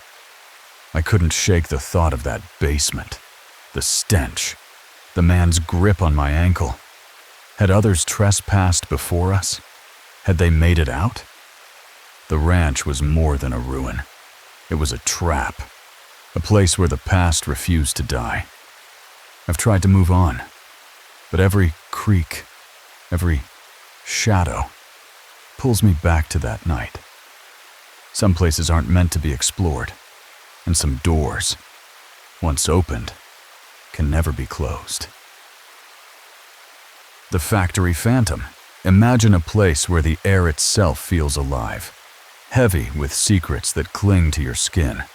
In the heart of the Midwest, where the city's lights fade into endless fields, stood a relic of forgotten industry, a decommissioned factory, its silhouette jagged against the night sky. 3 friends, bound by the thrill of adventure, stepped into its shadowed halls, unaware that something was watching. What begins as a daring exploration spirals into a descent through fear, where every step echoes with the weight of the unknown. For one of them, the night would become a memory etched in terror, a story they'd carry forever. This is no ordinary tale of trespassing. It's a journey into the abyss, where the line between curiosity and survival blurs. They called it the Factory of Whispers, a name passed around like a ghost story among locals. The 3, Elliot, Nate, and Sam, were college seniors craving a break from their grind of classes and jobs. I lived with my 2 best friends, who I'll call Jason and Andrew for privacy. We were all roommates in an apartment in the city while we finished up our last year of college. Their usual escapes were hikes or aimless drives to new towns. But this time, Nate had heard of something different. A friend mentioned the abandoned factory, its walls covered in graffiti, its halls silent since the machines stopped decades ago. The idea ignited a spark. Dangerous, forbidden, irresistible. They agreed to go on a Friday night, their pulses racing with the thrill of the unknown. The drive was quiet, the city's hum fading as they reached the edge of town. We live in the Midwest, so the city sort of abruptly ends and turns into flat land that goes on as far as you could see. They found the factory on Google Maps satellite view, a sprawling maze of steel and decay. Parking at a gas station a block away, they walked through an empty street, the silence pressing against their ears. The whole street to get there was empty. No cars or people anywhere. It almost felt like the entire block was abandoned. The factory loomed ahead, a titan of rust and shadow, its presence daring them to cross the line. The factory building was way bigger than any of us were expecting. It was massive with railing-type structures all over the outside, and tons of graffiti in places I don't even know how people were able to get to. The chain-link fence, topped with barbed wire, had been cut open in spots, a silent invitation from past intruders. They crawled through, heart pounding, and approached a metal door hanging ajar. Inside, the air was thick, like stepping into a tomb. The wind outside made the building groan, its metal bones shifting. As soon as we stepped inside, chills ran through me. This wasn't just a building. It was alive, watching, waiting. Elliot led the way, his flashlight cutting through the darkness. All the lights were off. Of course. So, our only light was some cheap flashlights Andrew had lying around his house. The main room was a labyrinth of rusted machinery, narrow paths winding between hulking relics. Every shadow seemed to move, every creak a whisper of warning. They explored cautiously, their voices low, senses heightened. Sam lingered by a machine, sketching the graffiti in his notebook, while Nate and Elliot ventured toward a hallway.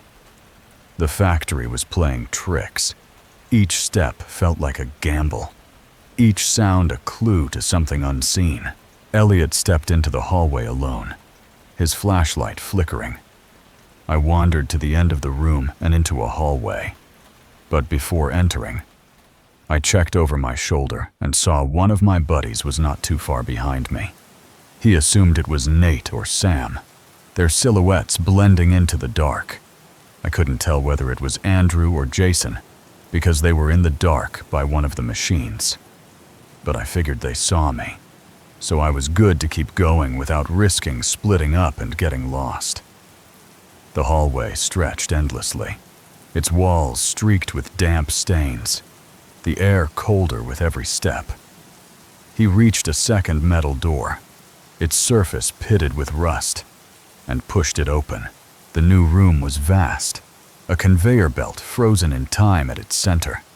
There were more machines, like a conveyor belt type thing, in the middle of the space, but along the ceiling was a walkway or a catwalk, and I could see a ladder hanging down on the other side. A faint hum lingered, not from machines, but from the building itself, as if it were breathing. Elliot's light swept the catwalk above, catching glints of metal and something else. Movement? Just as I was walking into the next room, and the door started closing, I heard footsteps coming down the hallway from the end I had just come from. His heart skipped, assuming it was his friends, but the footsteps were wrong. Too heavy, too deliberate. As I was looking, I heard the door open and close behind me. I called out my friends' names and turned around to tell them what I saw, but when my light hit the door, they weren't there. There was no one. Panic clawed at his chest. He called again. Andrew! Jason! Their names rang across the room, but they didn't reply. The silence was deafening, broken only by a faint scuff behind him. I started carefully walking over to the door, feeling my mind start getting worried. I opened the door and shined my light down the hallway. It was empty. Something was wrong, terribly wrong. I didn't have time to think before hearing a slight crumble on the ground behind me. I whipped my light around. Standing maybe 7 feet from me was some deranged-looking man. His eyes gleamed in the flashlight's beam, hollow and unblinking, his ragged clothes hanging off a gaunt frame. He had long hair and a messy beard in these strange glazed-over eyes. He instantly started sprinting at me like he was trying to tackle me. Elliot's scream caught in his throat as he stumbled back, slamming the door shut. I backed into the hallway and slammed the door on him, then sprinted for the other end. The hallway seemed to stretch, the factory warping around him. Every door he passed rattled, as if something else was trying to break free. He burst into the main room, where Nate and Sam were shouting his name. I could hear my buddies calling out to me like they were trying to find me. I ran into the room and yelled at them to leave. Their faces paled as he gasped out what happened. A man, not one of them, had been stalking him. We all ran out. We made it to the fence and left. Outside, the night air hit like a slap.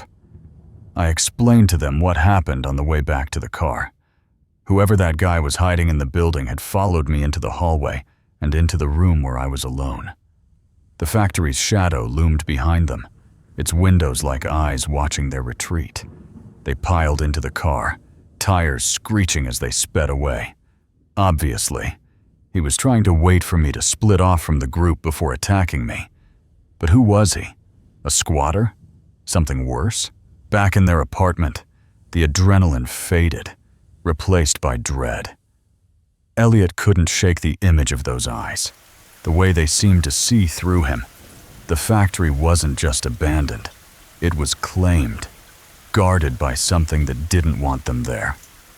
Days later, they learned from a local that the factory had a history, workers who vanished, accidents never explained. The man Elliot saw wasn't just a vagrant. Some said he was tied to the place, a shadow that never left. They never returned. But the factory haunted them. Elliot dreamed of its halls, of footsteps trailing him in the dark. The factory of whispers didn't just scare them, it marked them. what he really would have done. I'm lucky to have not found out. Some places are better left alone, their secrets buried in rust and shadow.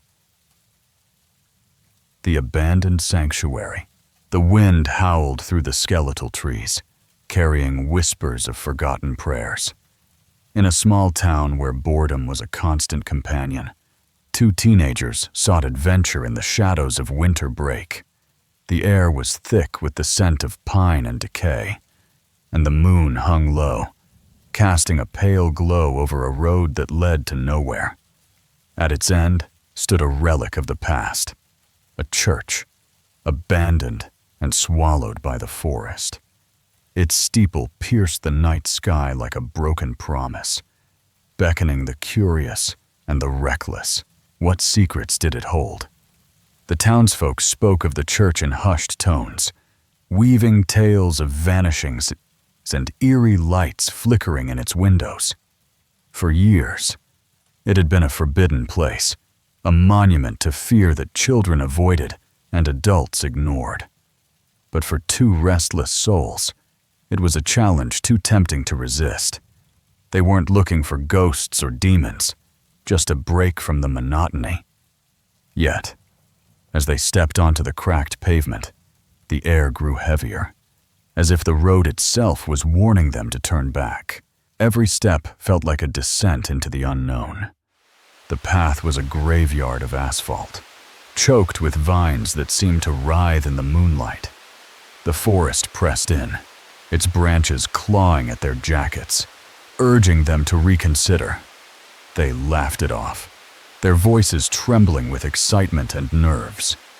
The church loomed ahead, its silhouette jagged against the stars. It wasn't just old, it was alive in its decay, a predator waiting for prey to wander too close. Had they known what waited inside? Would they have turned back? The gate to the courtyard was rusted, half buried in overgrown weeds that whispered secrets as they brushed past. The silence was oppressive, broken only by the crunch of their footsteps. They weren't alone, or so it felt. The darkness seemed to watch, its gaze heavy on their backs. They reached the entrance, their hands trembling as they pushed against the massive wooden door, its groan echoing like a warning. Some doors, once opened, can never be closed.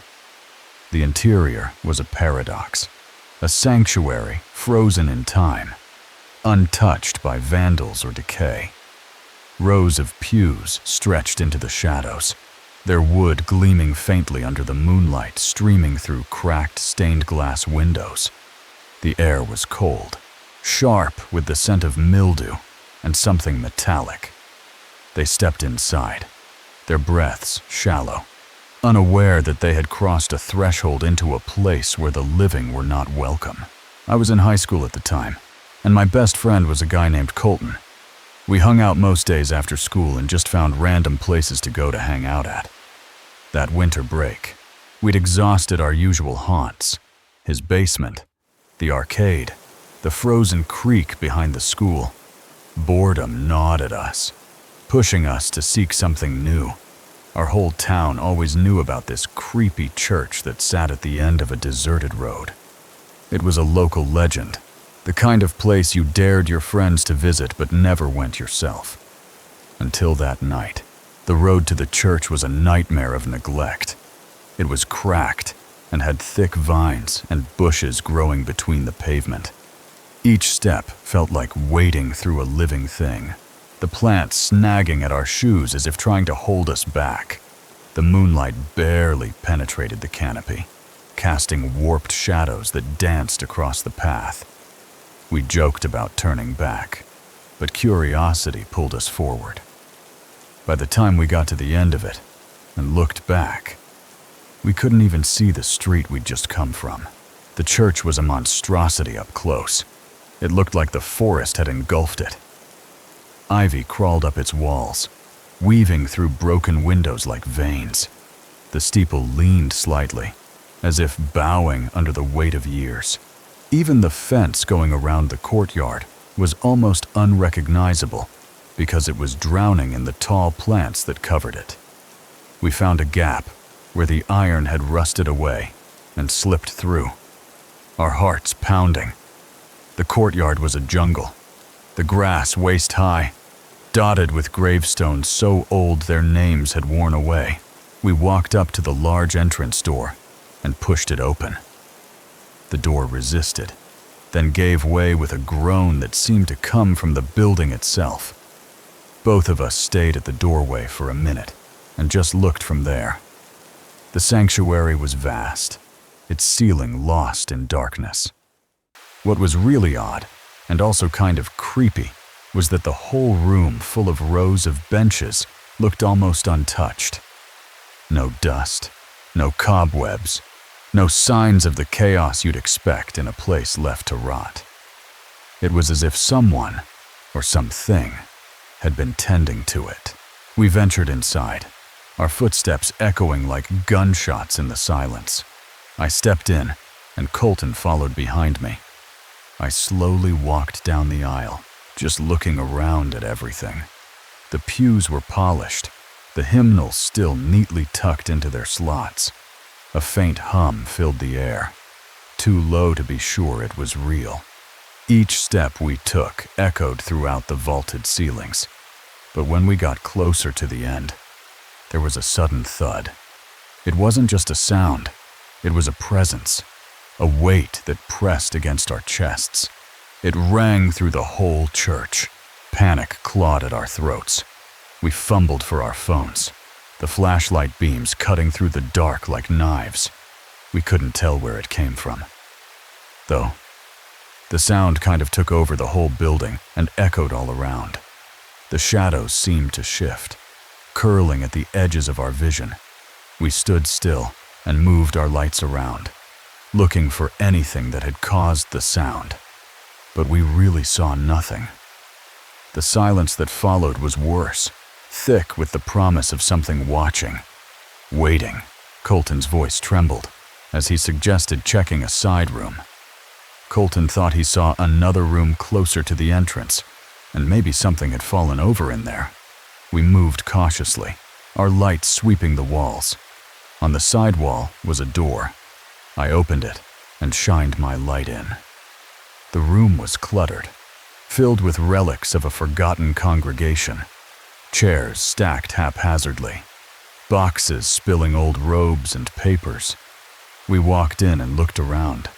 There were chairs stacked up against the wall, and a bunch of boxes everywhere, like storage or something. Then, the world stopped. While we were in there, we heard a subtle sound. We both stopped moving. It was a light thump, and then another. The rhythm was deliberate, like footsteps pacing the aisle we'd just left. It sounded like someone walking down the aisle we just came from. Our breaths caught, our bodies rigid. The sound was coming from the podium area, walking down toward the entrance. The air grew colder, the hum louder, vibrating in our bones. We could only see out the thin crack in the doorway of the room we were in. The darkness moved. We stared at the darkness out there and waited as the sound got closer. Then, Maud, for a split second, someone crossed through the dark and out the front entrance door. It wasn't a shadow. It was a figure, tall and thin, its movements too fluid, too wrong. The footsteps then stopped, and we held our breath as we waited before we heard the door creak closed. The silence was suffocating, broken only by the pounding of our hearts. We looked at each other in fear. Neither of us knew whether to try running away or hide, or what to do. We waited, crouched in the dark, counting the seconds. We ended up just waiting in fear for several minutes until we thought whoever it was had left the area. The hum faded, the air lightening just enough to breathe. Then we sprinted out of the room and out the entrance. We didn't stop running until we got down the deserted road and onto the street. The road seemed longer now, the vines tighter. as if the forest itself was reluctant to let us go. But the real terror came later, when we learned the truth. There was no doorways over there, so they had to be hiding or something, somewhere right next to me. The church had no exits near the podium, no alcoves, no hiding spots. Whatever we saw had been with us, inches away, in a space where nothing should have been. The townsfolk whispered of a preacher who vanished decades ago, his sermons growing darker until the congregation fled. Some said he never left, his spirit bound to the sanctuary, guarding it from intruders. Years later, I returned to the church alone, driven by a need to understand. The road was gone, swallowed by the forest, but the church stood unchanged. I pushed open the door, my flashlight trembling. The pews were still pristine, the air still heavy, but on the podium, where I'd stood that night, was a single hymn book, open to a page I'd never seen.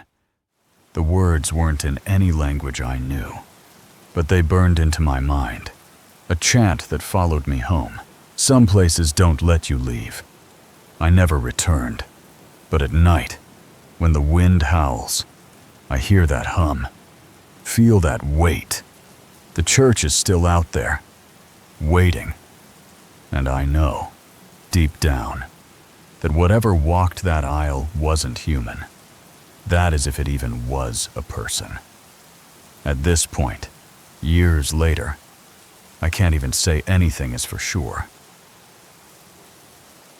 The locked house in the woods, deep in a small town, an abandoned house stood forgotten for decades, swallowed by the woods, its secrets buried beneath layers of decay. A lone explorer, drawn to its mystery, ventured into the trees, unaware of the danger within. The path to the house was a ghost, grass reclaiming the gravel, the forest a dense shroud around the old wooden structure. She carried a flashlight, her steps steady, the allure of the unknown pulling her deeper into the shadows. Inside, the house whispered of its past, torn furniture, shattered frames, remnants of a life left behind. Each creak of the floorboards echoed in the silence, the air thick with dust and the weight of forgotten years. A thud from below broke the stillness, her heart racing as she realized she wasn't alone. The front door, once open, was now locked from the outside, trapping her in a decaying prison with an unseen presence. She escaped through a broken window, fleeing into the woods as police lights flashed in the distance, their purpose a mystery. The house held its secrets, leaving her with a haunting escape and unanswered fears. In our town, there was this one house that had been abandoned for about 2 decades. The town was small, its history quiet, the house a forgotten relic. It was an older place nestled away in the trees, and after nobody would buy it, everyone just forgot about it. The trees embraced it. The town moved on, its existence a faded memory. It slowly got covered up by the woods and left to rot. The forest claimed it. The wood decayed. Nature a slow conqueror. I was always interested in these types of places and loved to explore them. I walked there with a small backpack and a flashlight. The allure was strong, my curiosity alive. The backpack a light burden. Usually I'd go with friends, but this house was so close by and seemed less significant than other places we'd been to, so I didn't bother. My friends were absent. The house near, its size a deceptive comfort. The driveway going into the woods was almost completely gone. Grass had grown over the gravel. The path was lost, the grass thick, a journey into the unknown. I marched my way through it, eventually taking my flashlight out so I could see better. My steps were firm, the flashlight a guide, the woods a dim maze. The house was deeper into the woods than I'd remembered. It was an old wooden home, built before garages were even a thing. I guess it kind of looked like a large two-story cabin. The distance surprised me. The house ancient, its form a rustic shell. I walked up to one of the front windows, which was broken, and leaned my head through it. I listened to the inside to make sure I was alone. The window gaped, my ears sharp, the silence a cautious friend. Then after hearing nothing, I went to the front door. The door was unlocked and already slightly cracked open, so I just pushed it wide open and walked in. The door yielded, its creak faint, the entry an invitation. The inside was decaying all around disturbingly. There was still stuff in here from whoever owned it all those years ago. The decay was stark, the remnants eerie, a life frozen in time. The living room had an old sofa, all torn up and dusty, and there were several picture frames that had fallen off the walls and shattered. I walked through the first floor, looking at all the left-behind things, curious about what I'd find out about this place. The sofa sagged, the frames broken. My curiosity a quiet drive. The floor was small. Though I went upstairs to the second floor, the stairs were creaky and shaky. I'm surprised they hadn't caved in already.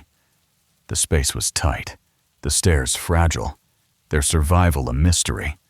The second floor had a hallway with 2 rooms. One of the doors was open, and the other was closed. I looked into the open one. The hallway was narrow, the doors a choice, the open one a beckoning void. The room was empty, which was strikingly different from downstairs. I stepped in and moved my flashlight all around. The emptiness was stark. The beam danced, a contrast to the clutter below, but was interrupted when I heard a thud below me. My heart immediately started racing. It didn't sound natural like a noise the house would make. The thud was sharp. My pulse raced, the sound a chilling anomaly. I hurried down the stairs and waved my flashlight all around. The house was so quiet now, and I didn't see anything moving that could have made the sound. The descent was quick, the beam frantic, the silence a deceptive calm. Having that bad gut feeling, though, I told myself I should just leave, usually with my friends I explore with. We always say at the first sign of anything sketchy, we leave. The instinct was strong, the rule clear, my solitude a pressing weight, being alone. I definitely wasn't staying.